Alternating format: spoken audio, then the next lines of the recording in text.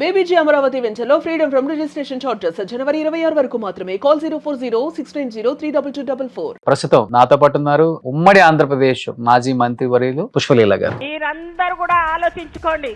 ఒక్క ఓటుకు అమ్ముకుంటే మనం అమ్ముకున్నట్టే.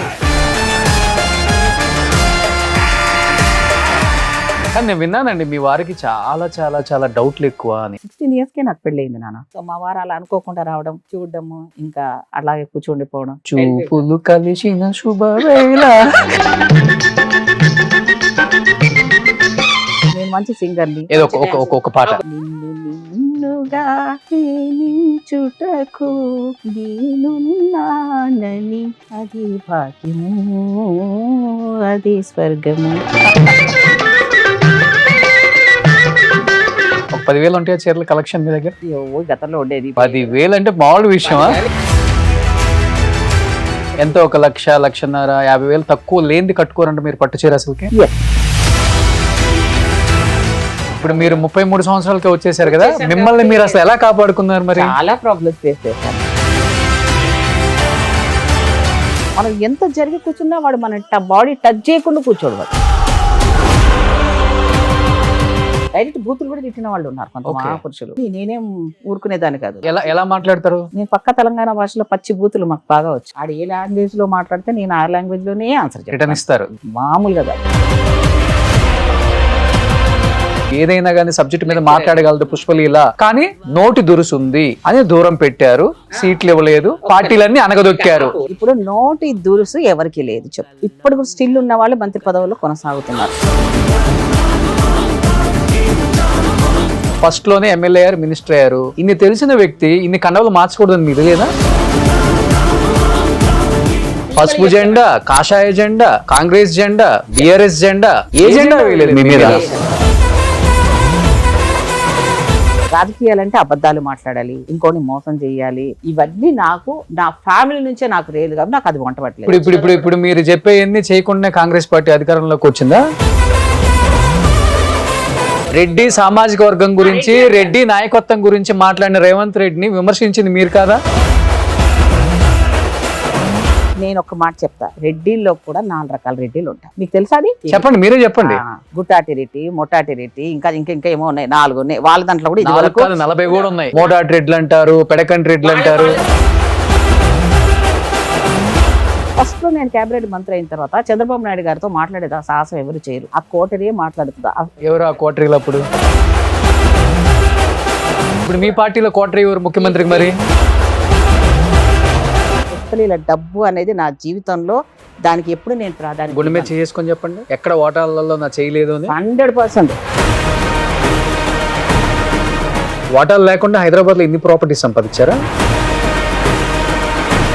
నేను డబ్బులోనే పుట్టి పెరిగాను నాన్న, నాకు డబ్బుల మీద యావలేదు. అక్కడ చూసే డబ్బు ఇక్కడ చూసే డబ్బులు చాలా తేడా ఉంటుందండి. ఇది ఒకరిని హింసించి ఒకరి ఉసురు పోసుకున్న డబ్బులు కదా. అంటే ఇప్పుడున్న రాజకీయ నాయకులందరూ అందరూ ఉసురు పోసుకున్నట్టేనా? పోసుకున్నట్టే, ఇంక్లూడింగ్ మీ పార్టీ ముఖ్యమంత్రి. నేనా ఎవరు లేడు, అందరూ ఉన్నారు. కవితను నడిపిస్తుంది రేవంత్ రెడ్డి గారు అని ఒక టాక్ ఉంది. అది నాకు పెద్ద జోక్ అండి. ఇది వాళ్ళ ఇంట్లో సమస్యలు రాజకీయాలు బయటకు వచ్చి చేయడం ఏంటి? అసహ్యం ఉంది నాకు అది. అసలు ఆ సబ్జెక్ట్ అసలు వేస్ట్ అంటున్నాను నేను. ఆమె హీరోయిన్ల డ్రెస్ల మీద కామెంట్ వచ్చినప్పుడు కూడా మీరు కొంచెం విభేదించారు దాన్ని. ఇక్కడ శివాజీ గారికి ఏం సంబంధం అండి? అనసూయ కూడా ఒక కామెంట్ చేసింది, తనకు వచ్చిన సపోర్ట్ వల్ల నేను భయపడ్డాను, తన అన్న కామెంట్లకు కాదు. నాకైతే అది అనవసరమైన సబ్జెక్ట్ అనిపించింది నాన్న. మరి ఎందుకు ఖండించారు? శివాజీ గారు ఆయన సినిమాలో యాక్ట్ చేశారు. అందులో ఉండే వాళ్ళ గురించి కాకుండా నువ్వు అందరు జనరల్ జనాల గురించి చెప్పడానికి నువ్వెవరు అసలు? Hi, hello, welcome to Suman TV. నేను మీ రోషన్. సో ప్రస్తుతం నాతో పాటు ఉన్నారు ఉమ్మడి ఆంధ్రప్రదేశ్ మాజీ మంత్రి వర్యులు పుష్పలీల గారు. నమస్తే అండి. నమస్తే. ఒక 25-27 సంవత్సరాలు అయిపోయి ఉంటుందా మీరు రాజకీయాల్లోకి వచ్చి? అంతేనా? 25 years అనుకుంటా. ఇంచుమించు అలానే మెయింటైన్ చేస్తున్నారండి. చెయ్యాలి కదా. కానీ సినిమా వాళ్ళే చేస్తారా? రాజకీయ నాయకులు కూడా చేయాలని నన్ను చూసి ఎవరు చేస్తున్నారు అసలుకి? చేయరు చాలా మంది. ఒక 50% చేస్తారు కదా. తక్కువ డీకే అరుణ్ గారు ఉన్నారు, తక్కువ చాలా బాగా శారీస్ తక్కువ. గానీ అదే అంటున్నా, percentage తక్కువ. అంటే రాజకీయాలంటే ఇలా ఉండకూడదు, సినిమా వాళ్ళు మాత్రమే ఉండాలి అంటారు. కానీ ఈ రెండు జనాలు చూసారు. మీరు సెట్ చేశారా ఇది? నేను ట్రెండ్ మీరు సెట్ చేశారు అయితే? అలా ఉండాలి అంటాను నేను. ట్రెండ్ అంటే రాజకీయ నాయకులు కూడా లిఫ్ట్ రాజకీయ కేసుకోవచ్చు నాయకులు కూడా అందంగా ఉన్న వాళ్ళు, యంగ్ జనరేషన్ వస్తున్నారు, చాలా చేంజెస్ వస్తున్నాయి. అప్పటి నుంచి ఇప్పటి వరకు కూడా స్త్రీ అనేది స్టేజ్ వైజ్ గా మగవాడు మారినప్పుడు మన బాడీలో కానీ ఎన్నో చేంజెస్ వచ్చినా కూడా మనం మన మీద కేర్ తీసుకుంటూ మనని చాలా మంది చూస్తుంటారు కదా, టాప్ టు బాటమ్ మనని అబ్జర్వ్ చేస్తారు, ఇంకా లీడర్ని ఎక్కువ అబ్జర్వ్ చేస్తారు. సో మనం అతి జాగ్రత్తగా మెయింటైన్ చేయాలి, అలాగే ఉండాలి అనేది నా పద్ధతి. సో అట్లయితే చాలా మాట్లాడుకోవచ్చు, మేడం ఓపెన్ అయ్యారు కాబట్టి. కానీ రాజకీయ నాయకులు కూడా లిప్స్టిక్ వేసుకోవచ్చు, మంచిగా పట్టు చీరలు కట్టవచ్చు, మంచి హై హీల్స్ వేయొచ్చు, కొప్పులు పెట్టవచ్చు, మంచి బ్రాండెడ్ వాచీలు, డైమండ్ గాజులు, అదే అన్ని వెయ్యొచ్చు అనేది ట్రెండ్ సెట్ చేశారు. గ్లామరస్ గా ఉండాలి అంటాను. ఇప్పుడు రాజకీయం అంటే నాన్ గ్లామరస్ ఏం కాదు కదా. సినిమా వాళ్ళకి ఒక్కరికి గ్లామరస్ కాదు, వాళ్ళ ఫీల్డ్ ఏంటంటే గ్లామరస్ గా ఉన్నంత వరకే వాళ్ళకి ఉంటుంది. ఆ తర్వాత వాళ్ళు వెనక్కి వెళ్ళిపోవాల్సి వస్తుంది, అందుకని వాళ్ళు మెయింటైన్ చేయాల్సింది. మేము రాజకీయ నాయకులం ఏంటంటే ఎలక్షన్ ముందు ఒక స్టైల్లో ఉంటారు కొంతమంది, ఎలక్షన్ అంటే ప్యాటర్నే చేంజ్ చేస్తారు కొంతమంది. ఆ ఎలక్షన్ లో పల్లెటూరు పోయేటప్పుడు 400-500 చీరలు కట్టుకునే వాళ్ళు ఉన్నారు, ఇప్పుడు కూడా ఉన్నారు. వాళ్ళు పేరు చెప్పనులే. అప్పుడేమో అతి బీదగా నటించే వాళ్ళు, అన్ని పార్టీలో ఉన్నారు. మీరు అన్ని తిరిగి వచ్చారు? అన్ని తిరిగాను. ఇప్పుడే నేను ఎవడు జాగిరి కాదు కదా, ఎవడు పేటెంట్ రైట్ నేను గుంజుకోలే కదా. వాళ్ళన్నా పవర్ కోసం పోయారేమో, నేను పవర్ కోసం పోలేదు కదా. నేను ఎప్పుడు పోయినా అధికారం లేని పార్టీలు ఎప్పుడే వెళ్తాను. మీరు ఎప్పుడు 400-500 చీరలు కట్టుకొని బేదరికంగా వెళ్ళి అడగలేదా? ఎప్పుడు పట్టు చీరలే మీరు కూడా? నేను ఎప్పుడు కట్టుకున్నా నా లెవెల్లో, నేను లెక్చరర్ని బేసికలీ, నాకు ఇంట్రెస్ట్ గ్లామరస్ గా కనపడాలి అని. నేను చిన్నప్పటి నుంచి కూడా మా ఇంట్లో నుంచి నేను గ్లామరస్ క్వీన్ని. స్పెషల్ గా మా ఫాదర్ కి నా కోసమే ఆ రోజుల్లోనే మంచిగా, అంటే నా కూతురు ఇలా ఉంటదని నా కోసమే డ్రెస్సింగ్ టేబుల్ చేయించిన రోజు అంటే మీరు ఊహించండి. సంపన్న కుటుంబం. నాకు లావిష్గా అప్పుడే నా స్కూల్కి వెళ్ళడమే నేను కార్లో వెళ్ళేదాన్ని. పట్టు లంగాలు అంటే ఈ పండుగలు ఎన్ని ఉన్నాయో అన్నిటికీ అన్ని రకాలుగా కొత్త బట్టలు వేసుకున్నది నేను ఒక్కదాన్ని మా ఇంట్లో. అది కూడా పట్టు చీరలు, పట్టు లంగాలు. ఇంకా నేను రాజకీయాలు వచ్చిన తర్వాత ఈ సడన్ గా చేంజెస్ లైఫ్ లో వచ్చినప్పటికి కూడా నేను ఉన్న దాంట్లో చాలా డిగ్నిటీగా మెయింటైన్ చేయడం అనేది నేను అప్పటి నుంచి ఇప్పటి వరకు ఫాలో అవుతున్నాను. పుష్పలీల అంటే గుర్తొచ్చేది పెద్ద బొట్టు, అందమైన పట్టు చీర, చాలా కలర్ఫుల్ గా, బ్రైట్ గా, and V neck, high neck, collar neck blouse. So ఇదేంటి అంటే ఇలా ఉండాలి అని మీ హస్బెండ్, మీ నాన్నగారు? రాజకీయాల్లో ఏంటంటే అన్ని రకాల వాళ్ళు చూస్తూ ఉంటారు మన కళ్ళతో, ఒక్కొక్క కళ్ళు ఒక్కోలాగా ఉంటాయి కాబట్టి బాడీని ఎప్పుడు కూడా దాచిపెట్టుకుంటే మంచిది అనేది ఒకటి ఉంటుంది డెఫినెట్ గా. పర్సనల్ కూడా మనకి ఇంట్రెస్ట్ కూడా ఉంటుంది, ఎందుకంటే మొక్కలు వేసేటప్పుడు వంగాలి, లేకపోతే రకరకాలు ఉంటాయి, కార్యక్రమాలు కంఫర్ట్ ఉండదు, కంఫర్టబుల్ ఉండదు. ఇదైతే ఏమైనా పక్క జరిగినా మనకు పెద్ద ఫీల్ అవ్వం. అట్లా అని అంటే నేను అలా స్టెట్ చేసుకున్నాను, ఇంకా మిగతా వాళ్ళ గురించి నాకు తెలియదు. యాక్చువల్ గా డ్రెస్ అనేది మెయిన్ అండి. ఆడవాళ్ళని చూడంగానే ఒక అభిప్రాయం కలిగేది, ఒక మంచి అభిప్రాయం కలిగేది. చీరలో ఉన్న సహజ సిద్ధమైన అందంతో పాటు చూడంగానే ఒక మంచి అభిప్రాయము డ్రెస్ తో ఉంటది అనేది నేను బాగా నమ్ముతాను. అలానే మనం ఫ్యాన్సీ డ్రెస్సులు వేసుకోమని కాదు, నేను వేసుకుంటాను, కానీ కంఫర్ట్స్ ని బట్టి వేసుకుంటాను. బస్ ట్రావెల్ కి వెళ్ళినప్పుడు చుడిదార్ పైజామాలు వేసుకోవడం, అది కూడా కాలర్ అండ్ నెక్ లోనే వేసుకోవడం, అంటే కంఫర్ట్ కోసం వేసుకుంటాను. కానీ ట్రెడిషన్ గా ఎక్కువగా చీరలోనే, అమెరికా వెళ్ళిన మీరు చూశారు నన్ను, చీరలోనే కనపడతాను. కలిసాము. అవును. ఎంతో 1,00,000-1,50,000 తక్కువ లేనిది కట్టుకోరంటే మీరు పట్టు చీర అసలుకి తప్పండి. అది ఎవరైనా అనుకుంటే వాళ్ళ దృష్టిలో కంచి పట్టు చీర, గద్వాలు, పట్టు చీర కూడా చాలా స్మూత్ ఉండాలి, ఆమెకి ప్యూర్ పట్టు ఉండాలి, సిల్క్ మిక్స్ అవ్వకూడదు. ఆ రేంజ్ చీర అయితేనే కట్టిద్ది పుష్పలీల అనేది ఒకటి ఉంటుంది. నా సెలక్షన్ చాలా బాగుంటుంది అన్న, చీప్ అండ్ బెస్టే ఉంటాయి, నాకేం పెద్ద లేదు. ఒకసారి ప్రతిభా భారతి గారి పేరు చెప్పాలో చెప్పకూడదు తెలియదు, కానీ నేను ఒకరోజు మంత్రిగా కొత్తగా అయినప్పుడు హౌస్ లో వచ్చాను. మేడం నన్ను సడన్ గా పిలిచారు. ఎందుకు పిలిచారో, నేను కొత్తగా కదా, మాకేమైనా మిస్టేక్ అయిందేమో అనుకో నేను వెళ్ళాను. స్పీకర్ అప్పుడు స్పీకర్ గారు ఆవిడ. నేను వెళ్ళేసరికి ఏమ్మాయి నువ్వు చీరలు ఎక్కడ కొంటావు అనేది షాక్. ఏంటి మేడం నేను కట్టుకునే చీరలు మీకు నచ్చడం ఏంటి, మీరేమో పవర్ లూమ్స్ లో డైరెక్ట్ లూమ్స్ నుంచి తయారు చేసుకుంటారు మీరు ఓన్ గా తెలుసు నాకు అని అంటే, ఏమో అదేమో కానీ నీ చీరలు భలే ఉంటాయి, ఎంత టైం తీసుకుంటావు అని. మేడం 10 నిమిషాలే తీసుకుంటాను నేను చీర సెలక్షన్ కి. ఎంత మంచి చీరైనా ఎంత బడ్జెట్ అయినా పెద్ద ఎక్కువ బడ్జెట్కి పోను, మినిమం బడ్జెట్లోనే కట్టుకుంటాను నేను. మరి జ్యువెలరీ వేసుకోరు పెద్దగా. అది ఇష్టం ఉండదు నాకు. ఓకే. అది ఎవరైనా కొంటున్నారు, బంగారం కొంటున్నారంటే నేను అనుకుంటాను అసలు ఆడి బతికించడం కోసం బంగారం కొంటున్నాం అంటాం. ఓకే.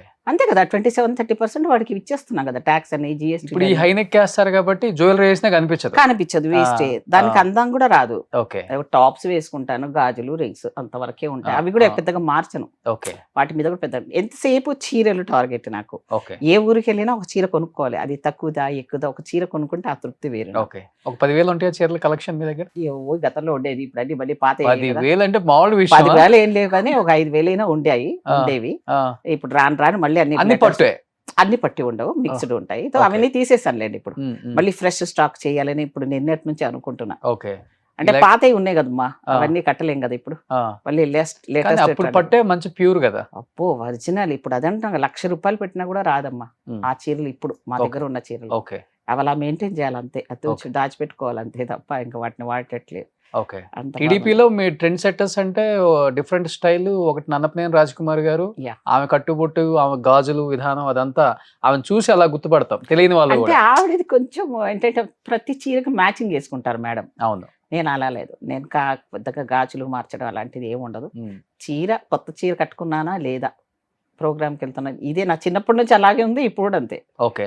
కానీ రాజకీయాల్లో ఒకటి ఉంటుంది, చాలా అణిగిమణిగి ఉండాలి, పెద్ద రిచ్ కనపరచకూడదు, లావియస్ లైఫ్ అని అనిపించకూడదు.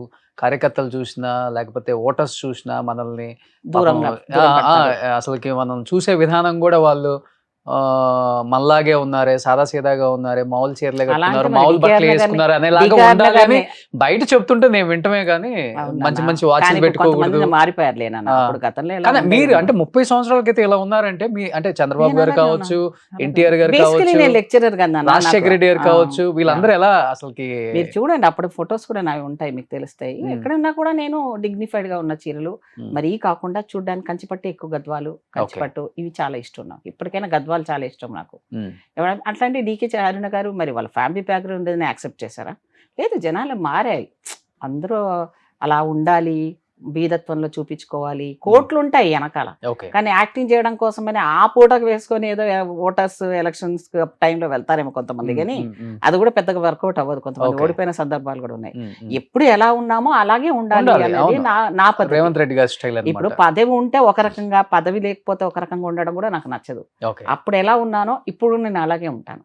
చాలా మంది నన్ను అప్రిషియేట్ చేస్తారు, ఏ మాత్రం కూడా తగ్గలేదు మేడం, మీరు అలాగే మెయింటైన్ చేస్తున్నారు. పవర్ ఉంటేనే చాలా ఎక్స్ట్రాలు ఉంటాయి మనుషులకి, పవర్ పోయిన తర్వాత కొంచెం అన్ని రకాలుగా అవి కనపడతారు. దాంతో ఏం సంబంధం? మన పుట్టుక నుంచి వచ్చేటప్పుడు అన్ని తీసుకొని వచ్చామా? పవర్ కూడా అంతే కదా, అది అంతే. ఎవరు పర్మనెంట్ రాజులుగా ఉండరు. రాజులే లేనప్పుడు ఈ డెమోక్రసీలో ఎవడు ఉంటాడు? ఎప్పుడు ఏం జరుగుతుందో తెలియదు రాజకీయం.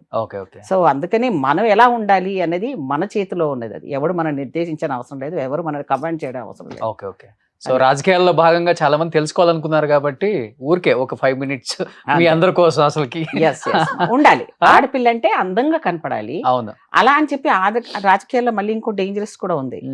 అందంగా ఉన్న వాళ్ళు వచ్చిన ఇప్పుడు ఇంకా యంగ్ అమ్మాయిలు వస్తున్నారు, అవును, వాళ్ళని వాళ్ళు కాపాడుకోవాలనేది కూడా కొంచెం తెలుసుకొని ఉండే వచ్చారు. ఇప్పుడు అంత ఏం లేదు, అమాయకత్వంగా ఏం లేరు పిల్లలు.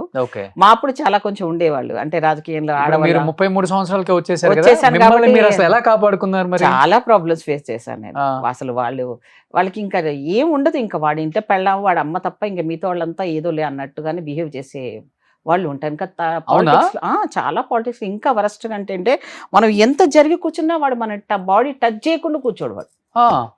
వాడికి అదొక పరమానందం వాడికి. ఫస్ట్ లో స్టార్టింగ్ లో కొంచెం నేను ఇబ్బంది పడ్డాను, కానీ తర్వాత అనిపించింది, మూర్ఖడా, నీకు తగులుతుంది ఆ శాపం, పాపం నాకేం లేదనుకో, దేవుడు అనుకుని నేను అలా అనుకుని కూర్చొని ఇబ్బందికరంగా నా పరిస్థితులు ఎదుర్కొన్నాను. నేను చాలా ఎదుర్కొన్నాను, ఇప్పుడు ఎదుర్కొంటున్నారు అమ్మాయిలు. ఇప్పుడు జనరల్ గా అమ్మాయిలు వెళ్తూ ఉంటే కూడా వెనాలు ఒక కొంచెం గ్యాప్ ఇచ్చి నడవాలన్న సెన్స్ కూడా ఉంటది అమ్మాయిలు కదా అని. అట్లాంటి ఒకరు కొంతమంది కామెంట్ చేశారు, అలా అనే వాళ్ళు రాజకీయాల్లో రాకూడదు, ఇంట్లో ఉండాలి, అన్ని తగిలించుకొని అలాంటి అన్ని ఉంటాయని తెలుసుకొని రావాలి. ఇలాంటివి ఉంటాయని వద్దు అని అనుకునే వాళ్ళు రాకూడదు. ఎందుకు? రాజకీయాల్లో కూడా ఉంది, సినిమాల్లోనే కాకుండా. అయ్యి బాబోయ్, అదంటే ఆ అమ్మాయి ఏదో బయట తీశారు కొంతమంది, కానీ అంతకన్నా వరస్ట్ అక్కడ ఉంటాయి ఇక్కడ ఉన్నాయి. అసలు స్త్రీకి ఎక్కడ లేదు చెప్పండి. ఓకే, కానీ ఈ రెండు బాగా జనానికి కనిపించే రెండు కనపడిన ఎన్నో ఉన్నాయి కదా. అది ఓకే, దాని గురించి ఆ. మాట్లాడుకోరు పెద్దగా. పనికూడదు అంటే బాగా- కనపడవు కాబట్టి. అది రంగుల ప్రపంచం, ఇదేమో అమ్మో ఇది డేంజర్ ప్రపంచం. ఇది డేంజర్ అంటే అంటే ఇక్కడ రాజకీయాలంటే ఏం లేదు కదా, కుర్చీ కోసం ఏమన్నా తప్పులు చేయొచ్చు అనేది. రాజకీయం అంటే నీతి లేనిదే కదా. ఓకే ఓకే రాజకీయాల్లో నీతి వెతకడం అనేది నాలంటూ పిచ్చోళ్ళు ఏమనంటే గొంగల్లో వెంట్రుకలు వెతుక్కున్నట్టే. ఓకే, నేను అలాగే వెతుక్కొని అనుకున్నాను అనుకోండి, నీతిని వెతుక్కున్నాను. కానీ అది నీతి దొరకదని తెలిసిన తర్వాత ఇక ఇది ఇంతే, నేనుగా ఉండేది నేను ఎంతవరకు చేయగలను అంతవరకే టచ్ చేశాను నేను. అంటే ఈ టచ్ చేయటం వరకేనండి, ఏమన్నా ఇబ్బందులు పెట్టి కమిట్మెంట్లు పదవుల కోసం? చాలా ఎక్స్ట్రీమ్ గా స్టెప్లు కొన్ని వేసినప్పుడు కింది నుంచి కానీ అధికారుల నుంచి కానీ సపోర్ట్ రాకపోవడాలు కానివ్వండి, లేకపోతే పార్టీలో కొంత సీనియర్స్ నుంచి ఒత్తిడిలు రావడం కానివ్వండి, లేకపోతే పురుష ఆధిక్య సమాజం కాబట్టి ఈమెకేం తెలుసురా అనుకుని మాట్లాడే వాళ్ళు, డైరెక్ట్ గా నన్ను బూతులు తిట్టిన వాళ్ళు, డైరెక్ట్ బూతులు కూడా తిట్టిన వాళ్ళు ఉన్నారు కొంత మహాపురుషులు. మొహాన అంటే నీకేం తెలుసులే మూసుకో ఇలాంటి అన్న వాళ్ళు. అంటే వాళ్ళ కొద్ది కుల అహంకారాలతో కొంతమంది మాట్లాడితే, స్త్రీ అనే దాంతో మాట్లాడిన వాళ్ళు కూడా ఉన్నారు. కానీ నేనేం ఊరుకునేదాన్ని కాదు, నేను టిట్ ఫర్ టాట్ వెంటనే నేను రివర్స్ అయిపోయి వాళ్ళని ఎదుర్కొన్నాను. కాబట్టి ఎలా మాట్లాడతారు? నేను పక్క తెలంగాణ భాషలో పచ్చి బూతులు మాకు బాగా వచ్చు. ఆడు ఏ లాంగ్వేజ్ లో మాట్లాడితే నేను ఆ లాంగ్వేజ్ లోనే ఆన్సర్ రిటర్న్ ఇస్తారు, మామూలుగా కాదు. ఇక వాడు ఇంకోసారి రావాలంటే వాడు ఆలోచించుకోవాలి, నా గురించి మాట్లాడాలి అంటే. కొట్టిన సందర్భాలు ఉన్నాయా? చాలా సార్లు ఉన్నాయి. చాలా పెద్ద నాయకులు నాయకులు కొట్టలేం కానీ ఒక లిమిట్ వరకు ఉండి వాడు స్థాయి చాలా జరిగాయి. చాలా మంది నేను ఉద్ధరించానులేండి, ఒక రకంగా చెప్పాలంటే. వాడికి ఏ రకంగా ఉద్ధరించాలో ఆ రకంగా ఉద్ధరించాను నేను. అందుకే అంటారు అమ్మో పులి పుష్పలి లెక్క, అమ్మో టైగర్ రా బాబు పోకూడదురా అంటాడు. అంటే నేను యథార్థవాదిని ఫస్ట్ ఆఫ్ ఆల్. యథార్థవాది అంటే లోక కంటకే, ఉన్నది ఉన్నట్టు అన్నది, కుంటోడు అనకూడదు కదా. కానీ మనం అనేదాంట్లో కొంచెం పాష్గా అనాలి. కానీ మనకు బాగా కోపం వచ్చినప్పుడు ఆ తిట్టండిలో పాష్నెస్ వెతుక్కుంటావా లేకపోతే హార్ష్గా అనేస్తావా? మీరే చెప్పండి. అంతే కదా, మనం హార్ష్గా వస్తుంది. అంత మాత్రాన ఆవిడ ఇలాంటిది అలాంటిది అనుకుంటే ఫస్ట్లో స్టార్టింగ్లో కొంచెం పట్టించుకునేదాన్ని, ఇప్పుడైతే ఇంకా లేదు. నేను నా దగ్గరికి ఎవరు రాకూడదు, వచ్చినా వాడు సరిగ్గా ఉండాలి. నన్ను కెలికారా వాడు అయిపోయాడు. కానీ రాజకీయాలలో అణిగిమణిగి ఉండాలి, అలా ఉంటేనే పేరు ప్రఖ్యాతులు పదవులు అంటారు కదా. మీరు రావటమే రెడ్ కార్పెట్, మీకు రావటమే నక్కతోక దొక్కొచ్చింది పుష్పలీల. ఎమ్మెల్యే అయిపోయింది, మంత్రి అయిపోయింది. అవును, అది కూడా 15 సంవత్సరాల నుంచి రూల్ చేస్తున్న కమ్యూనిస్ట్ పార్టీ జెండా ఎగరేసిన ఇబ్రహీంపట్నంలో మీరు గెలిచారు. అంటే మీ హవా నడిచిందంటారా లేకపోతే చంద్రబాబు గారు వేవ్ నడిచిందంటారా? ఆ టైంలో రెండు అనుకోవచ్చు. ఒకటి ఏంటంటే అక్కడ కమ్యూనిస్ట్ వాళ్ళు స్ట్రాంగ్ బెల్ట్ మా ఒకటి. రెండవది అది నక్సలైట్లు ప్రాంతం. అక్కడ రాచకొండ దళం అనేది మా దగ్గర షెల్టర్ ప్లేస్. అది ఎవరు సాహసం చేయరు అక్కడ. కమ్యూనిస్ట్ వాళ్ళు అంటే వాళ్ళకి కొంచెం దగ్గర రిలేషన్స్ ఉంటాయి కాబట్టి వాళ్ళు తప్ప వేరే జెండా అక్కడ ఎగరలేదు అసలు. అయితే ఫస్ట్ టైం ఎన్టీ రామారావు గారు ఉన్నప్పుడు సిపిఎం వాళ్ళతో ఉన్నారు. చంద్రబాబు నాయుడు గారు వచ్చినాక బీజేపీతో అలయన్స్ వచ్చారు. అప్పుడు ఏమైందంటే కాంగ్రెస్ కూడా ట్రయాంగిల్లో ఉంది. ఎప్పుడు జనాలలో మా నియోజకవర్గంలో ఎప్పుడు అపోజిషన్ వాళ్ళకే ఇస్తామా, ఈసారి మన పార్టీ వాళ్ళకి ఇచ్చుకుందామని వాళ్ళు అడగడం ఒకటి. అనుకోకుండా నేను అత్తగారు ఊరు నాది అక్కడే అవ్వడము, క్యాండిడేట్స్గా చదువుకున్నామని నేను అవ్వడం, అప్పుడే కృష్ణమాదిగతో నేను ఉద్యమం చేయడము, ఆ ఇబ్రహీంపట్నంలో నేను గెస్ట్ మామూలుగా అక్కడే మెయిన్ చౌరస్తాలో మా ప్రోగ్రామ్ ఉండడము. తర్వాత ఇలాంటి అన్ని సంఘటనలన్నీ బాగా నాకు దేవుడిచ్చిన వరమే అనుకో, అలా బ్లెస్సింగ్స్ అనుకోండి, పెద్దవాళ్ళ బ్లెస్సింగ్స్ అనుకో. కోఆర్డినేషన్ వాళ్ళు కూడా కొంచెం కార్యకర్తలు కూడా చంద్రబాబు నాయుడు గారితో చెప్పడము. దేవేంద్ర గౌడ్ గారు ఆ రోజు మంచిరెడ్డి కిషన్ రెడ్డి గారు అధ్యక్షులుగా ఉన్నారు పార్టీకి. సో సరే ట్రై చేద్దాం అనుకున్నప్పుడు ఒక 30 మందిలో నేను అక్కడ నుంచి రావడం, సెలెక్ట్ అవ్వడం, అలా ఊరికనే వేశాను అంతే. మా వారికి అయితే రాజకీయాలు ఇష్టం లేదు. పెళ్ళైంది అప్పటికే నేను 16 yearsకే నాకు పెళ్ళయింది నాన్న. అంత ఎర్లీగా చేసుకున్నారా? బాల్య వివాహం అనుకోవచ్చు, అది ఎట్లాగా అనుకోవాలి. తెలంగాణలో కల్చర్ అంతే కదా, పెద్ద అమ్మాయి అయితే పెద్ద ఫంక్షన్లు చేసేసి మా అమ్మాయి పెద్ద అమ్మాయి అయిపోయింది అని ఫంక్షన్ చేస్తాం. అవును, ఇప్పటికి ఆ ట్రెండ్ చాలా ఉంది, ఇప్పుడు కూడా ఉంది. సో ఎందుకు అంటే అమ్మాయిల్ని ఎక్కువ రోజులు ఇంట్లో పెట్టుకుంటే రేపొద్దున సమాజంలో జరిగే అన్ని రకాలు ఎందుకు ఎదుర్కోవడం, తొందరగా పెళ్లి చేసి అటు తల్లిదండ్రుల బాధ్యత, ఈ అమ్మాయి కూడా ఒక పద్ధతి ప్రకారంగా ఫ్యామిలీని చూసి ఇచ్చేవాళ్ళు. అలా పెద్ద ఫ్యామిలీస్ కదా, 8 మంది పిల్లల్లో సంతానం అన్నప్పుడు మరి పేరెంట్స్ కి బాధ్యత ఉంటుంది కదా. నేను రెండో అక్క, పెద్ద అమ్మాయి సంధ్య థియేటర్ ఓనరు, ఆ తర్వాత మా అక్క వాళ్ళది, ఆ తర్వాత మా రెండో దాని నేను. సో ఆమెకైనా తక్కువ గ్యాప్ లోనే నాకు కూడా సెట్ అయిపోయింది. సో మా వారు అలా అనుకోకుండా రావడం, చూడడము, ఇంకా అలాగే కూర్చుండిపోవడం, ఓకే అయిపోవడం, 10-15 చూపులు కలిసిన శుభవేళ. అలా అయిపోయింది. సో ఆయన ఎవరికైనా ఉంటాయి. ఇప్పుడు అమ్మాయిని అడిగాను అనుకో, నీకు హస్బెండ్ ఎలా ఉండాలనేది నేనేమో సినిమా పిచ్చిదాన్ని, సినిమాలు బాగా చూసి హస్బెండ్ అంటే ఇలా ఉండాలి అని నేను ఒక హీరోయిన్ లాగా ఊహించుకొని ఇలాంటి డ్రీమ్స్ లో ఉండేదాన్ని నేను. నేనంటే స్కూల్కి పోవడం తక్కువ, సినిమాలు చూడడం ఎక్కువ నేను. ఓకే. అలాంటిది నాకు భర్త అనేది ఒక ఇమేజ్ ఉండింది నాకు, అలాగే తనకు కూడా ఉండిండొచ్చు. సో ఆయనకి తెల్లగా ఉన్న అమ్మాయి కావాలి, గ్రాడ్యుయేషన్ చేసిన అమ్మాయి కావాలి, ఉద్యోగస్తురాలు కావాలి, ఆయనకు కొన్ని డ్రీమ్స్ ఉన్నాయి. కలర్ తక్కువ అని ఫీల్ అవ్వలేదు ఆయన? కాదు అన్నాడంట, కలర్ తప్ప మిగతాదాన్ని చూస్తే ఇంకా నేను లేవలేకపోయి కూర్చుండిపోయినాడు. అలాగే జనరల్గా అలా అమ్మని బయట చెప్పి అన్నాడంట, నేను 10 నిమిషాల్లో నేను బయటకు రాకపోతే అమ్మాయి బయటకు వచ్చేస్తే అమ్మాయి నచ్చలేదు అనుకొని వెళ్ళిపోదాం, నేను 10 నిమిషాల నుంచి 15 నిమిషాల వరకు లోపల ఉన్నానంటే నాకు అమ్మాయి నచ్చిందని అనుకోమ్మా అని చెప్పి వాళ్ళని బయట పెట్టేసి ఈయన లోపలికి వచ్చి. ఆ రోజుల్లో కూడా ఎంత జరుగుతుంది? అయ్యో మామూలుగా కాదు. పెళ్లి కూతుర్ని పెళ్లి కొడుకుని రూమ్ లో 15-20 నిమిషాలు పంపించారు. అందరి ముందే నాన్న కూర్చుండిపోయాడు ఆయన.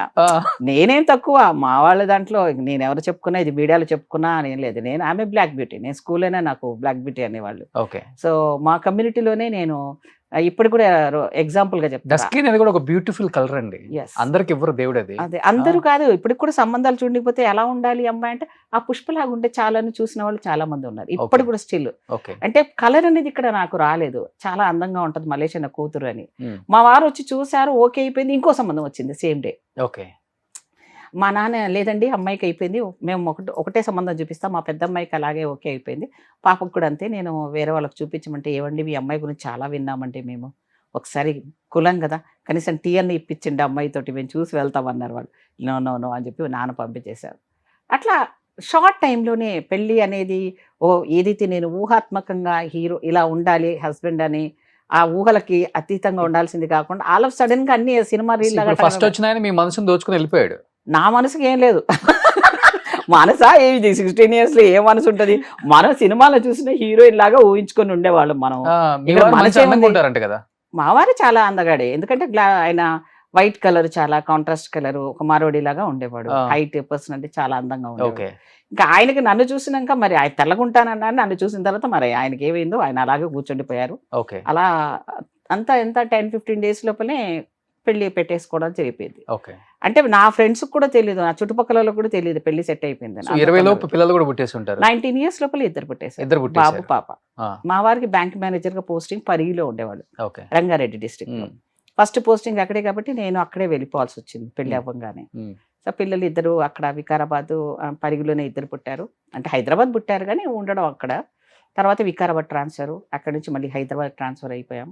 తర్వాత బాబు పాప వాళ్ళందరూ సుజాత స్కూల్లో గన్ఫౌండరీలో చదువుకున్నారు. ఆ లోపల నేను ఓపెన్ యూనివర్సిటీ చదువుకోవడం. సో డిగ్రీ ఎంఫిల్ అంతా చేసేసారు. ఇంకా ఓపెన్ యూనివర్సిటీ అక్కడ 2 ట్రాన్స్ఫర్ అయిపోయిన తర్వాత ఇక్కడ హైదరాబాద్కి వచ్చినాక పీజీ ఎంట్రన్స్ రాశాను.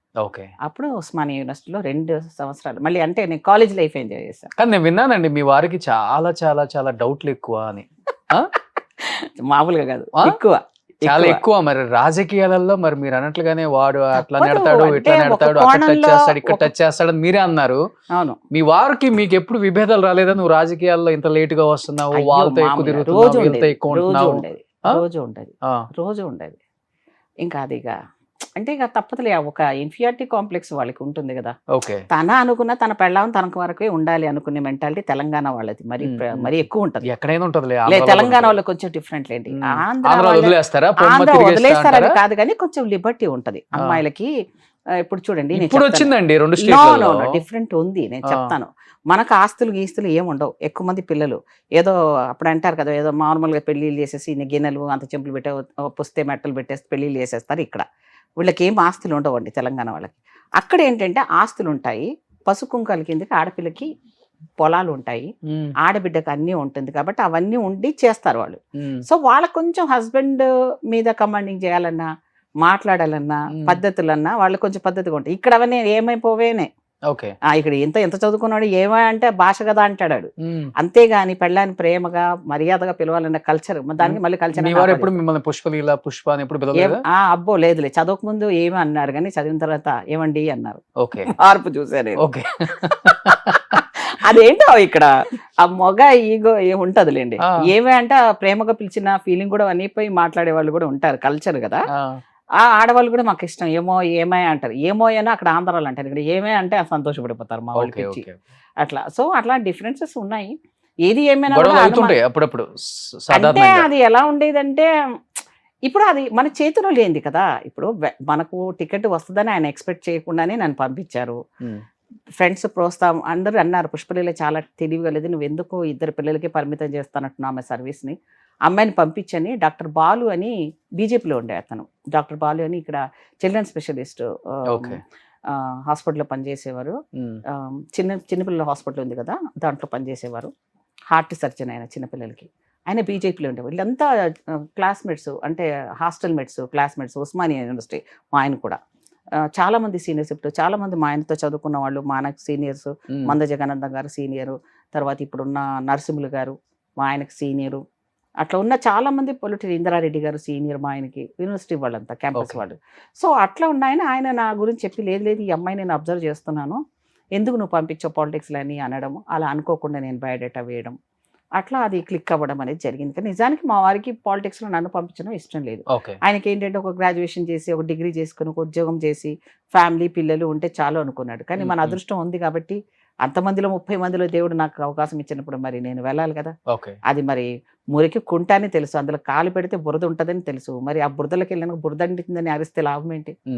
అలా కొన్నిసార్లు బాగా విపరీతంగా ఇబ్బందులు అయినా కూడా ఇక దాని మీద కాన్సన్ట్రేషన్ ఎక్కువ చేస్తే నేను జనాల్లో టైమింగ్ నాకు సరిపోయేది కాదు కదా.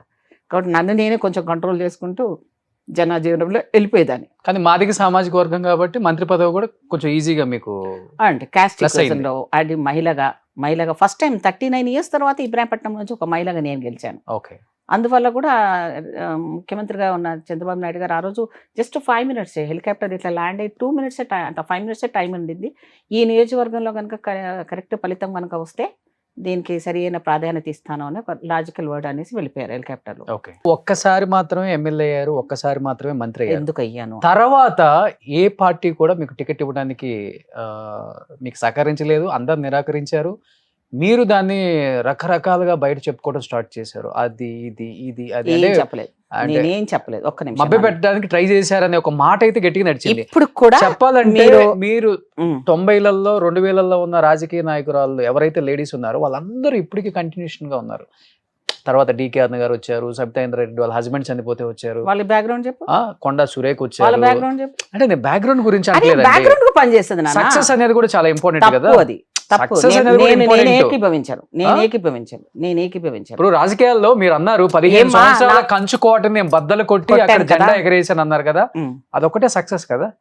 సో ఈమె ఎక్కడున్నా గానీ మాట్లాడగలదు, మంచి పవర్ ఉంది, వాయిస్ ఉంది, కమ్యూనికేషన్ ఉంది, ఏదైనా గానీ సబ్జెక్ట్ మీద మాట్లాడగలదు పుష్పలీల. కానీ నోటి దురుసుంది అని దూరం పెట్టారు, సీట్లు ఇవ్వలేదు, పార్టీలన్నీ ఆపు. నీ క్వశ్చన్ పెద్దగా అయిపోతా, నేను ఆన్సర్ మర్చిపోతా. ఇప్పుడు నోటి దురుసు ఎవరికి లేదు చెప్పు. ఇప్పుడు కూడా స్టిల్ ఉన్న వాళ్ళు మంత్రి పదవుల్లో కొనసాగుతున్నారు, పేర్లు చెప్పను, అది నా పార్టీ నీ పార్టీ. పుష్పలీలని ఎందుకు ఎవ్వరు కూడా టికెట్ ఇవ్వడానికి ఎందుకు భయపడ్డారంటే వాళ్ళు సత్తా లేని వాళ్ళంతా పైన ఉన్నారు. ఎవరికి నా అంత తెలివి లేదు, నా అంత చదువు లేదు, నా అంత ఏదన్నా సబ్జెక్ట్ మీద అవగాహన లేవు, ఏ డిపార్ట్మెంట్ ఎలా నడిపించాలో కూడా లేదు. నేను మోస్ట్ కరప్టెడ్ డిపార్ట్మెంట్ను ప్రక్షాళన చేశాను నేను. ఏది సోషల్ వెల్ఫేర్ అంటే మొత్తము డబ్బులమయం. ఆ మంత్రి ఎవరు ఉంటారో శాఖాపరంగా ఎంజాయ్ చేసిన వాళ్ళే ఉన్నారు. నేను దాన్ని ప్రక్షాళన చేయడం ఇప్పుడు కూడా నాకు దేవతలాగా చూస్తారు. టికెట్ విషయానికి వస్తే చెప్తా.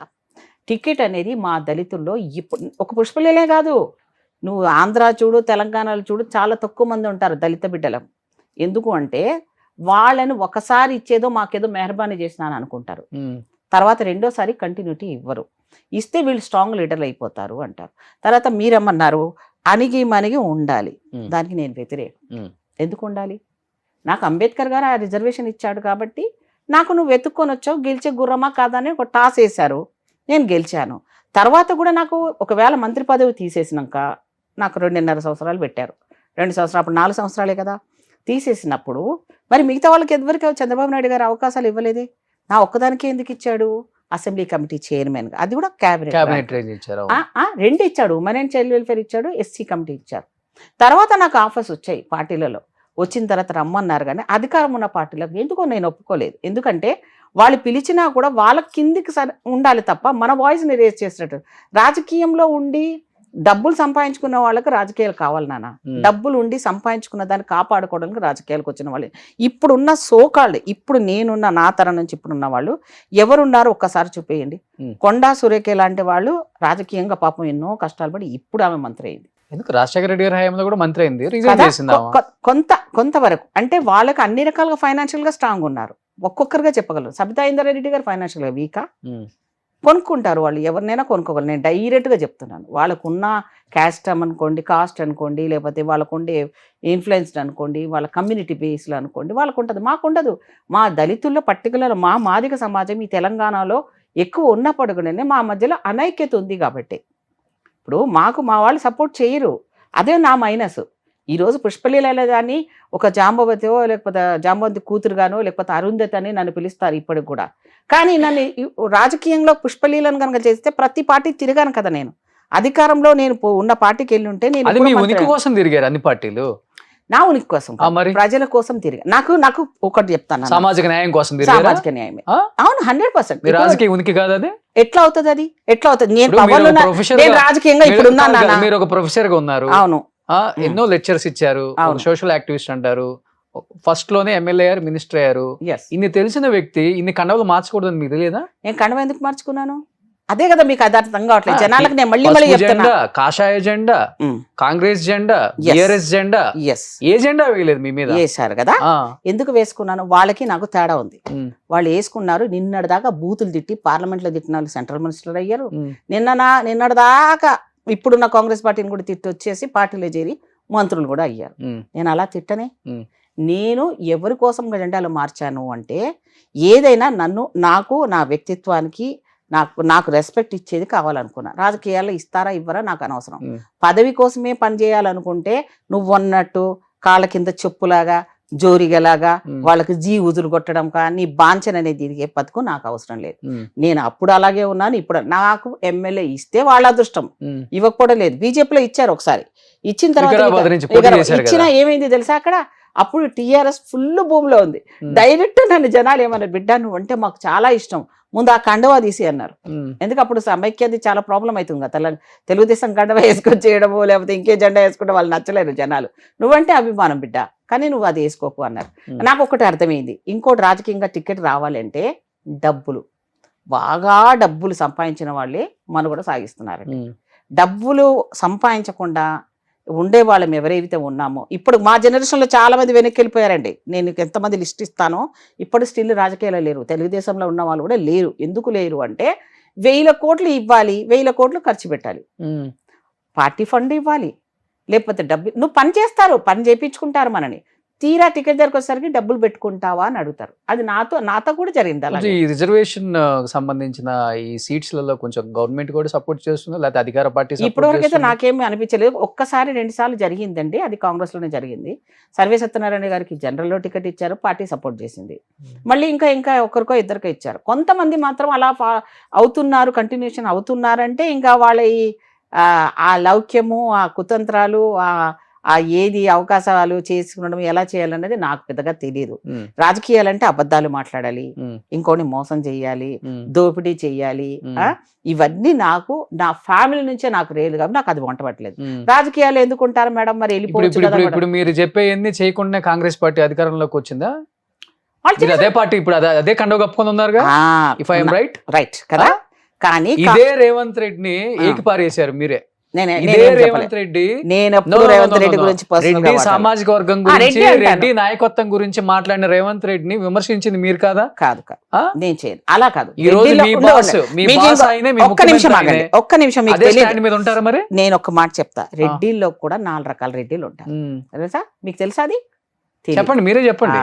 గుట్టాటి రెడ్డి, మొట్టాటి రెడ్డి, ఇంకా ఏమో ఉన్నాయి, 4 ఉన్నాయి. వాళ్ళ దాంట్లో కూడా ఉండని వాళ్ళలో రెడ్లు అంటారు, వాళ్ళ దాంట్లో పెళ్లిళ్ళు కూడా చేసుకునే వాళ్ళు కాదు ఇది వరకు. ఇప్పుడు చేసుకుంటున్నారు. రెడ్డి సామాజిక వర్గము ఆర్థికంగా సామాజికంగా వాళ్ళు ల్యాండ్ ఉండడం బట్టి రెడ్డిలో ఉన్న వాళ్ళ దాంట్లో సాత్వికమైన స్వభావం ఉన్న వాళ్ళు కూడా ఉంటారు. మీకు తెలియదు అది. ఒకరేమో మొత్తం జమీందారు లాగా కూర్చొని ఉంటుంది ఆమె, ఖాళీ పని మాత్రమే చేపిస్తుంది ఆమె. మిగతా వాళ్ళు అలా ఉండరు, వాళ్ళతో కలిసి పని చేస్తారు ఇంకో రెడ్డి వర్గం. సో ఇలా తేడా ఉన్నాయి. అందరు రెడ్డిలలో కాదు, రెడ్డిలలో ఉన్న మంచి గుణం కూడా ఒకటి ఉంది.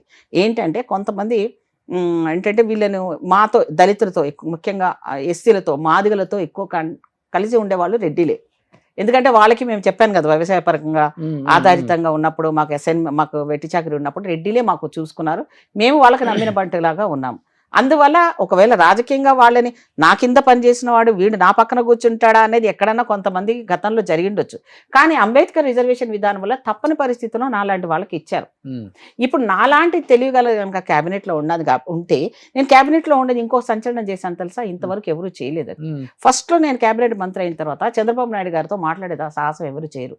ఆ కోటరే మాట్లాడుతుంది, 6-7 మాట్లాడారు. అందరూ ఉన్నారు. ఇప్పుడు కూడా ఉన్నారు ఆ కౌటరి పేర్లు. కోటరి అంటే మీరు లిస్ట్ కొడితే వస్తుందిలేండి, మీరు యూట్యూబ్ లో కొట్టండి. అంటే యూట్యూబ్ లో కూడా వస్తాయి.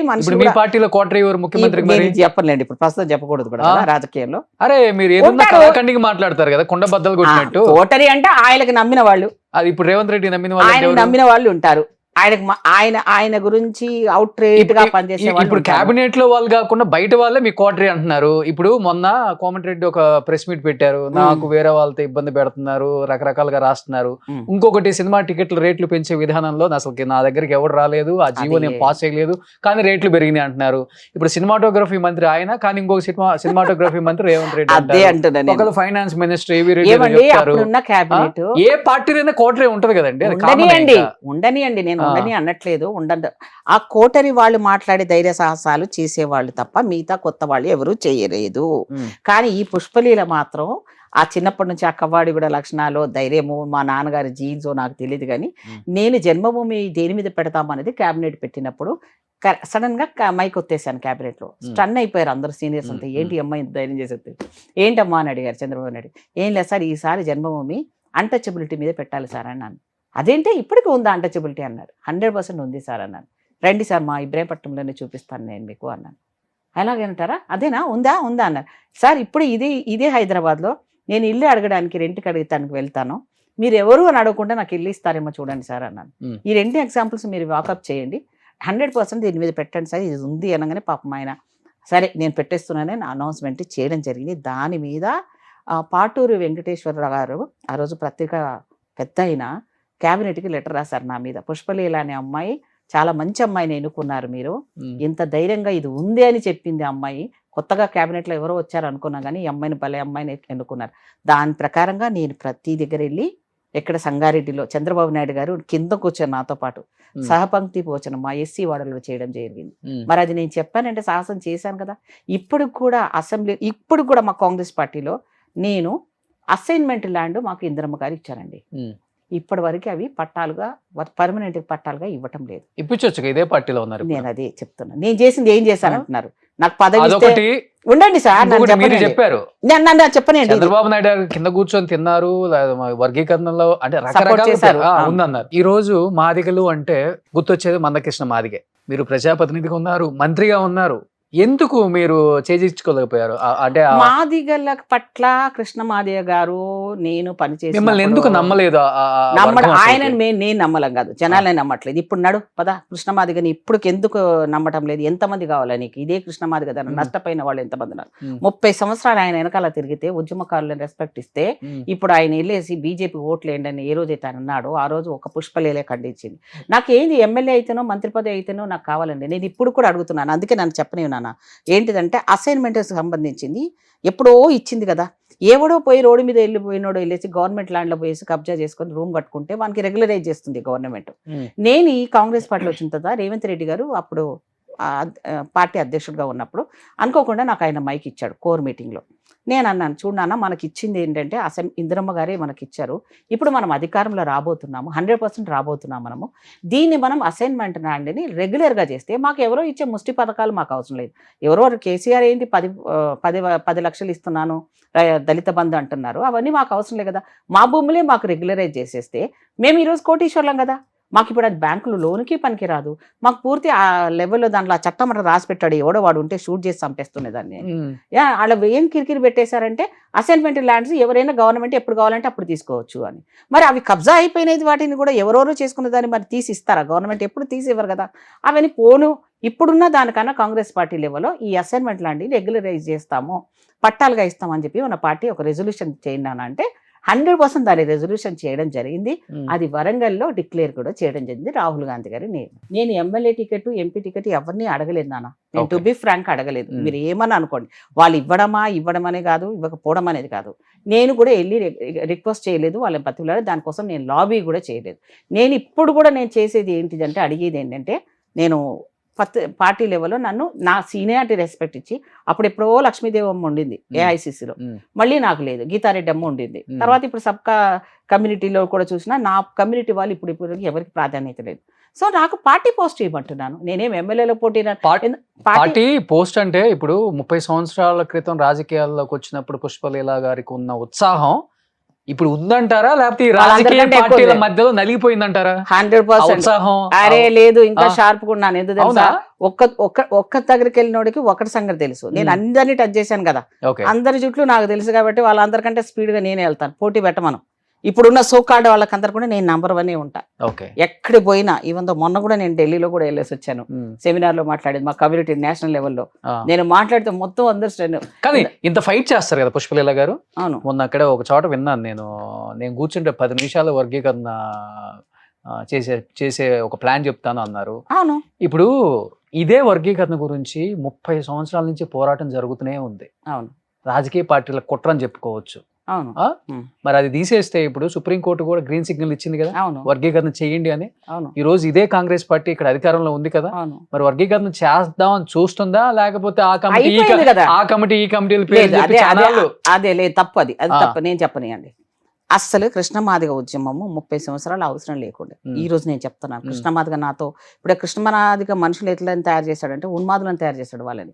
పుష్పలీల గురించి, పుష్పలీల అంటే వాళ్ళు ఎవరైనా ఆయనకు అగెనిస్ట్ గా మాట్లాడితే వాళ్ళ మీద సోషల్ మీడియాలో పెట్టించడాలు, బూతులు తిట్టించడాలు ఇవన్నీ చేయిస్తున్నాడు ఆయన. అసలు పడదా? ఇప్పుడు పడట్లేదు. అంటే ఆయన గౌరవం ఉండేది, పంచుకోవడం. అసహ్యం. నాకు ₹1 కాదు, నాకు 100 కోట్లు ఇక్కడ పెట్టి తీసుకో అంటే నేను వద్దని వెళ్ళిపోతా. ఇప్పుడు పెట్టు, నాకు ఏదైనా టెస్ట్ పెట్టు. డబ్బు మనిషిని కాదు నేను, డబ్బు కంటే విలువైనది. ఆయన సంపాదించారేమన్నా? ఆయన గురించి తెలుసుకోండి, ఇంటెలిజెన్స్ పెడితే తెలుస్తుంది కదా, పెడితే తెలుస్తుంది ఎవరైందో ఎంత ముసుగులో ఉండి ఏమేమి చేస్తారు. బాగుపడేది ఎప్పుడైనా. ఇప్పుడు ఏబిసిడి వర్గీకరణ 30 సంవత్సరాలు చేశాడండి కదా. నిజంగా ఉషా మెహ్రా కమిటీ ఏం చెప్పిందంటే జనాభా ప్రాతిపదికన చేసుకోండి అని ఇప్పుడే చెప్పింది. ఈ మహానుభావుడు ఆడికి వచ్చాడు, దాని మీద సంతకం పెట్టానంటాడు హైదరాబాద్ కలెక్టరేట్ లో. నేనుండి అన్నా ఇది పాపులేషన్ పేరుతో గొడవ పోతుంది, అన్ని రాష్ట్రాలు ఒప్పుకుని సంతకాలు పెట్టినాక గొడవ ఎక్కడ ఉంది? ఏ రాష్ట్రం ఆ రాష్ట్రం చేయడానికి రెడీగా ఉంది కదా. మనకు సెంట్రల్ గవర్నమెంట్ తో సంబంధం లేదు, ఆర్డినెన్స్ తో రాష్ట్రపతితో సంబంధం లేదు. ఇవ్వాలనుకున్నాడు నీ మనసులో ఉంటే నువ్వు నీ రాష్ట్రం చేసుకోమని చెప్పిందాక మీరెందుకు డిలే చేశారు? మీరెందుకు దానికి పని చేయరు అని అడిగితే దానికి సమాధానం లేదు కృష్ణమాదికి. కానీ నేను 30 ఏళ్ళు చేశాను. ఏం చేసావు? 30 ఏళ్ళు వాళ్ళ జీవితాలు నాశనం అయిపోయి ఎటు కాకుండా అయిపోయిన పిల్లలు ఉన్నారు ఇప్పటికీ. ఇప్పుడు ఆయన ఏం చేశాడు? అలా ఉండిపోయాడంటే ఆయన గౌరవం ఉండేది. ఆయన దగ్గర ఉన్న డబ్బులు కానీ, పుష్పలీల డబ్బు అనేది నా జీవితంలో దానికి ఎప్పుడు నేను ప్రాధాన్యత చేసుకొని చెప్పండి. ఎక్కడ ఓటాలలో నా చేయలేదు 100%. నాకు నచ్చిన దేవుడు, నా పిల్లలు, నాకు నచ్చిన నువ్వు ఎవరి మీద ఏమంటా వేస్తాను. ఎందుకంటే నాకు డబ్బు అనేది నాకు తుచ్చ. దానికోసం చేసే తప్పులు మళ్ళీ ఇక్కడే అనుభవిస్తారు. వాటాలు లేకుండా హైదరాబాద్ లో ఎన్ని ప్రాపర్టీస్ సంపాదించారా? ఎక్కడనే చూపిస్తున్నాను. నాకు ఈ సుమంది వాళ్ళు ఒక్క ఎవిడెన్స్, పుష్పలీల గారు మీరేం చెప్తారు? అత్తపూర్ నా కొడుకు సంపాదన. నా కొడుకు సంపాదన అంటే నేను మంత్రిగా ఉండి కూడా నా పిల్లల్ని ఇద్దరిని కష్టపడి సంపాదించిన డబ్బులు నా దగ్గర ఏవీ లేవు కాబట్టి హ్యాండ్ లోన్ తీసుకొని నా పిల్లగాన్ని పంపించాను నేను ఆస్ట్రేలియాకి, అమెరికాకి. ఇప్పటికీ ఇప్పుడు ఎంతమంది సాక్ష్యాలు ఇచ్చిన వాళ్ళు బతికే ఉన్నారు. నేను ఏంటంటే డబ్బులు సంపాదించాలంటే అది ఎలాంటిదంటే సోషల్ వెల్ఫేర్ డబ్బులుండే శాఖ. కానీ నేను ఒక్కరిని టచ్ చేయలేదు. ఎందుకంటే ఆ పిల్లలు నా పిల్లలు, వాళ్ళ కడుపు కొట్టి వాళ్ళు నాకు తెచ్చిస్తారు డీడీ. నాకు వద్దు అని నేను డిసైడ్ అయ్యాను. నాకు ఆస్తి, నేను డబ్బులోనే పుట్టి పెరిగాను నాన్న, నాకు డబ్బుల మీద యావలేదు. నేను ఇక్కడ చూసే డబ్బు చాలా తేడా ఉంటుందండి. ఇది ఒకరిని హింసించి ఒకరి ఉసురు పోసుకున్న డబ్బులు కదా. మీరు ఒక్కరిని చూడండి, నాకు చూపించండి, వందల వేట్లు. అంటే ఇప్పుడున్న రాజకీయ నాయకులు అందరూ ఉసురు పోసుకున్నట్టేనా? పోసుకున్నట్టే. మీ పార్టీ ముఖ్యమంత్రి నేనా ఎవరు లేడు, అందరూ ఉన్నారు. అందరూ ఉంటారు. రాజకీయం అంటేనే సంపాదించి దాచిపెట్టుకోవడానికి వచ్చిన వాళ్ళు, లేదా సంపాదనని పెంచుకోవడానికి వచ్చిన వాళ్ళు ఇద్దే ఉంటారు. నాలాంటి పిచ్చోళ్ళు ఎవరు ఉండరు. నాలాంటిది ఒక 100 కోట్లు 1000 అంతెందుకు. నేను స్టార్టింగ్ లోనే నన్ను ఒక ఛానల్ TV 9 ఛానల్ ఇంటర్వ్యూ చేస్తే, పుష్పలీల గారు మీరు ఏదో ఇట్లా నీలాగే అడిగితే నేను అన్నాను, నేను శ్మశాన వాటికలో నిలబడ్డానమ్మా, అది కూడా నాదే అనే యదవులు ఉన్నారు, ఒక్కడు చూపించమనండి నా పేరు మీద. నా పిల్లోడు సంపాదించలేదు, వాడు కష్టపడి వాడు చదువుకొని వాడు కొన్న ఇంట్లో నేను ఉంటాను. ఇప్పుడు కూడా నా ఇల్లు అని నేను సొంత ఇల్లు లేదా ఇప్పుడు కూడా? నా పేరు మీద నేను వచ్చేటప్పుడు ఖాళీగా వచ్చాను, పోయేటప్పుడు ఖాళీగా పోతానని నాకు బాగా తెలుసు. మా పేరెంట్స్ భక్తి మార్గం తెలుసు. ఒకరికి పెట్టడమే తప్ప తీసుకోవడం మాకు తెలియదు. ఇప్పుడు కూడా నాకు అదే మెంటాలిటీ. మీ మెయింటెనెన్స్ ఒక 4-5 లక్షలు అవుతా నెలకి? ఎందుకు అవుతాయి? తిరగటానికి ఫ్యాషన్ షోలోకి పోతానా? నా దగ్గరకు వచ్చినడికి కడుపు నిండా అన్నం పెడతాను, వాడికి వచ్చినోడికి వాడికి ఏదైనా సాయం చేయగలిగితే దేవుడు నేను అదే మొక్కుతాను. నా దగ్గరకు వచ్చిన వాడికి నో అనకుండా పంపించే శక్తి నాకు ఈ తండ్రి. అంతకన్నా లావిష్ లైఫ్ నా. ఇప్పుడు నన్ను తీసుకుపోయి ప్యాలెస్ లో పెడతానన్నా కూడా నేను ఉండను.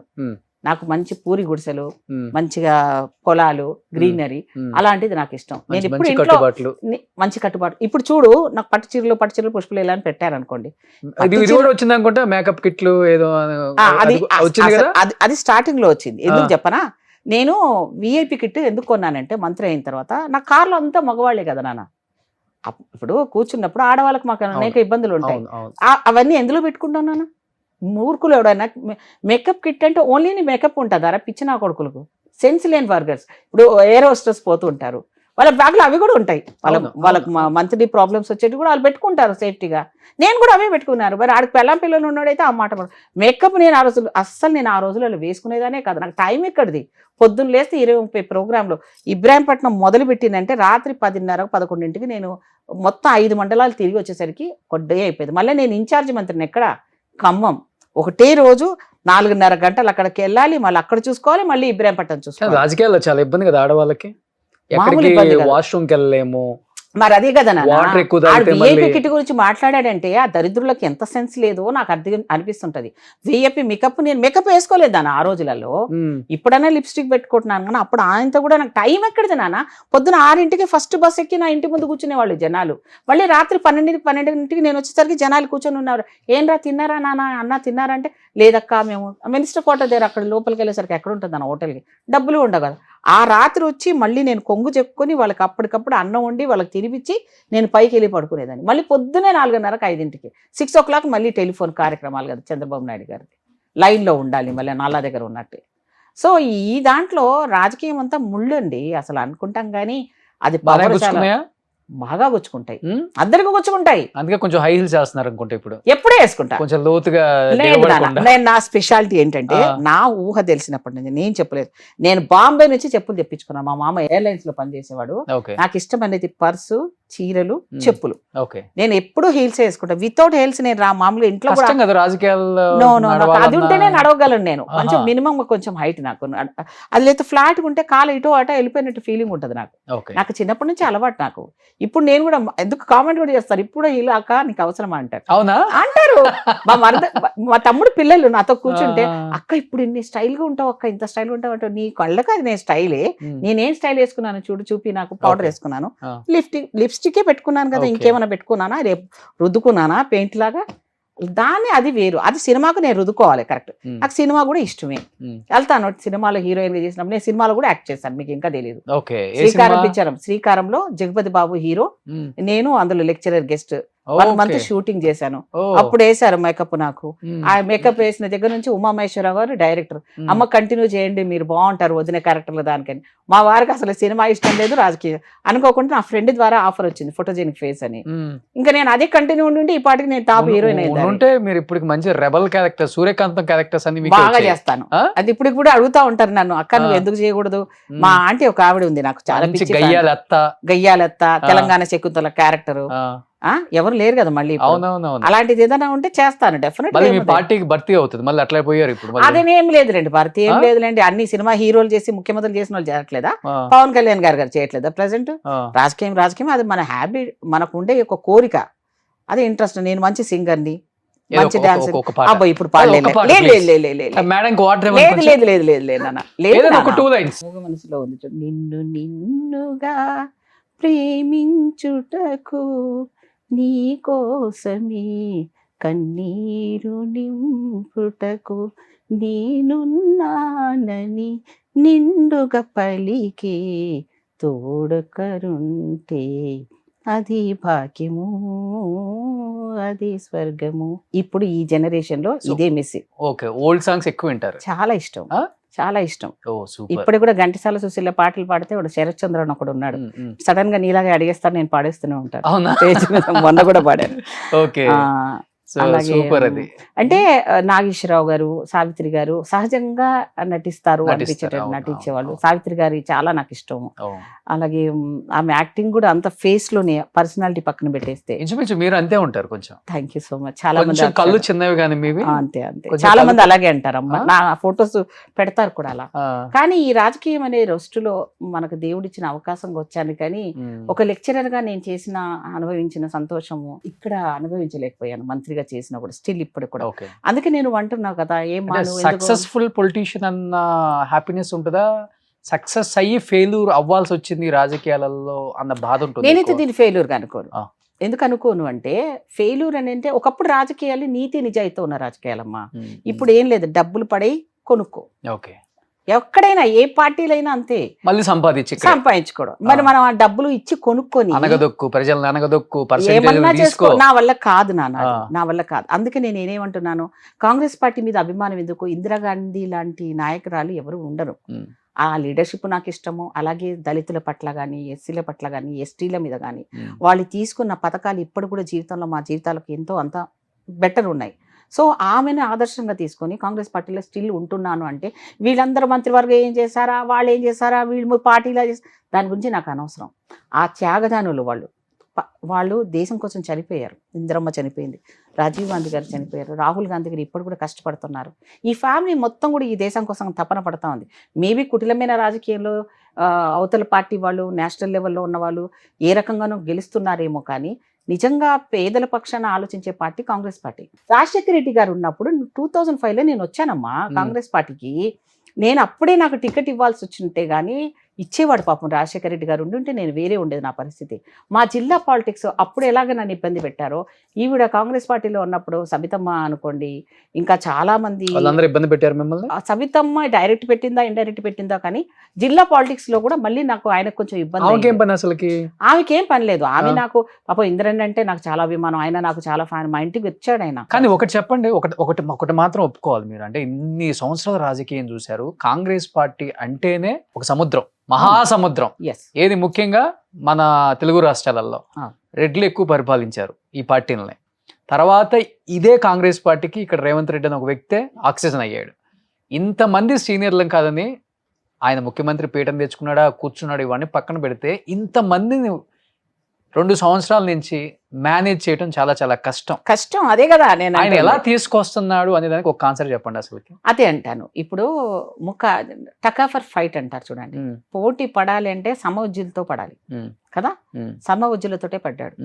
ఏ రకం కూడా తగ్గకుండా, ఎక్కడ కూడా తగ్గకుండా, ఎక్కడెక్కడ దాన్ని ఎలా మేనేజ్ చేయాలో, ఎలా ఉండాలో, దేంతో అది మేనేజ్ సొంత- చేస్తున్నారంటే ఎలా డబ్బుతోనా లేకపోతే అది దాన్ని నేను విడమరిచి చెప్పలేము. ఆ. ఇక అది రాజకీయం అంటేనే ఇలా ఉండాలి, ఆ. ఇలా విప్పేస్తే తన ఏం ఉండదు. తెలివితనంతోనా అన్ని లేకపోతే రకాలుగా ఆ స్ట్రాంగ్నెస్ ఉంది, మైండ్ ఉంది, అవతల వాళ్ళని కౌంటర్ చేసే శక్తి ఉంది. ఇప్పుడు నువ్వెంత అంటే నువ్వెంత అనాలి, అంతే అయితేనే రాజకీయంలో రావాలి పుష్పలీల కూడా అంటారు. అంటారు. రేవంత్ రెడ్డి అనేది ఏముంది? ఆ పుష్పలీలకు నాకు రేవంత్ రెడ్డికి కొంచెం తేడా ఉంది. తమ్ముడు యంగ్ కదా, రాణి అనుకొని మేము బ్లెస్సింగ్స్ ఇచ్చాము. ఓకే. అందుకని ఆయన ప్రతి గెలుపులో, మొన్నటి వరకు కూడా జూబ్లీ ఎలక్షన్ లో కూడా నేను క్యాంపెయిన్ చేశాను. నేను చేయకూడదుగా, మరి నేను ఇంత సీనియర్, నేను ఇంట్లో కూర్చోవచ్చుగా. ప్రతి వాళ్ళం కూడా కార్యకర్తలుగానే పనిచేస్తాం. కాంగ్రెస్ లో ఉన్న గొప్పతనం అది. మిగతా వాళ్ళు అలా చేయరు, ఒక లిమిటేషన్స్ పెట్టుకుంటారు. నాకేం ఇప్పుడు జూబ్లీ హిల్స్ గెలుపు రేవంత్ రెడ్డి ఖాతాలో వేసుకోవచ్చా? 100%, ఆ? 100%. యూత్ ని చూడండి ఎంత ఎంకరేజ్ చేస్తున్నాడు. అట్లాగే ప్రతి ఇది కమ్యూనిటీ పరంగా అసలు ఇంతవరకు రాజకీయ అవకాశాలు రాని వాళ్ళకందరికి మంత్రి పదవులు ఇచ్చారు. ఏమైనా ఊహించారండి? కాబట్టి కొన్ని ప్లస్, ప్రతి దగ్గర ప్రతి లీడర్లో ప్లస్ ఉంటాయి, మైనస్ ఉంటాయి. పుష్పలీలకు నాకు నువ్వు అడిగిన ప్రశ్నలో నాకు నచ్చింది నువ్వు అడిగిన దాంట్లో ప్రజలకు నచ్చినా నచ్చకపోయినా నాకు కూడా నచ్చింది కొన్ని మీరు బాగా సంపాదించారు అనేది అది నచ్చలేదు అది నాకు తెలుసు కదా. అది అది ఏ నచ్చలేదు రాజకీయాలు ఏ రాజకీయ నాయకులు ఒప్పుకోరు అది. అది వేసిన వాడు ఉంటే ఇప్పుడు ఒకవేళ నా దగ్గర ఉంటే నువ్వు ఎంక్వైరీ ఏ ఎంక్వైరీ చేస్తా ఒకవేళ అన్ని నువ్వు 100 కోట్లు అన్నా కదా, లేకపోతే ఆ 100 కోట్లు నీ నిన్న సుమన్ టీవీ జరిగిన నుంచి నాకు దానికి ఇప్పి. ఇవాళ ఎంక్వైరీ చేస్తేనే ఆధారాలు లేకుండా పోతుంది. మరి 20 నువ్వు నా సంవత్సరాల ఏ క్రితం ఆధారాలతో మంత్రిగా చేసిన దానికి ఎవడో వాగాడు ఎంక్వైరీ చేసి- ఎవడో వాగుతాడు నానా, నాకు అవసరం లేదు నాన్న. నాకు దేవుడు ఇచ్చినట్టుగా నేను ఎవరిని చేయి చాచే పరిస్థితుల్లో అప్పుడు లేను, ఇప్పుడు లేను, ఎప్పుడు ఉండను కూడా. నాకున్న దాంట్లో తృప్తిగా బతకడం నాకు బాగా తెలుసు, ఓకే. హ్యాపీగా ఎలా బతకాలో నాకు తెలుసు. 100 కోట్లు ఉన్నా కూడా అష్టరోగాలతో చచ్చేవాళ్ళు ఎంతమంది చూస్తున్నాము. కోట్లాది రూపాయలు స్కాములు చేసి గతంలో పొలిటీషియన్స్ చేసిన వాడి ఇంట్లో పరిస్థితి ఇప్పుడు చూస్తే వాడి ఇంట్లో పిల్లలు కూడా కుక్కల కంటే అన్యాయంగా చూస్తున్నారు వాళ్ళని. వాళ్ళందరితో నేను కర్మ అనేది ఒకటి ఉంటది కదా. ఆ కర్మ సిద్ధాంతాన్ని నమ్మాను కాబట్టి నేను ఏ డబ్బుల కోసం పోలేదు నాన్న, ఏ తప్పు చేయలేదు. నాకున్న 2 బిడ్డలే, ఆ 2 బిడ్డలని కష్టపడి నా బిడ్డను కూడా నేను ఎంబీబీఎస్ కాకుండా డెంటల్ చదివించాను. తర్వాత ఇప్పుడు ఆమె LLB చేసింది, LLM చేసింది, చక్కటి ఫ్యామిలీలో ఇచ్చాను. అది రూరల్లో. అల్లుడు డాక్టరు, తర్వాత నా కూతురు నా కొడుకు అమెరికాలో కష్టపడి ఇప్పుడు కూడా కష్టపడుతుంటాడు.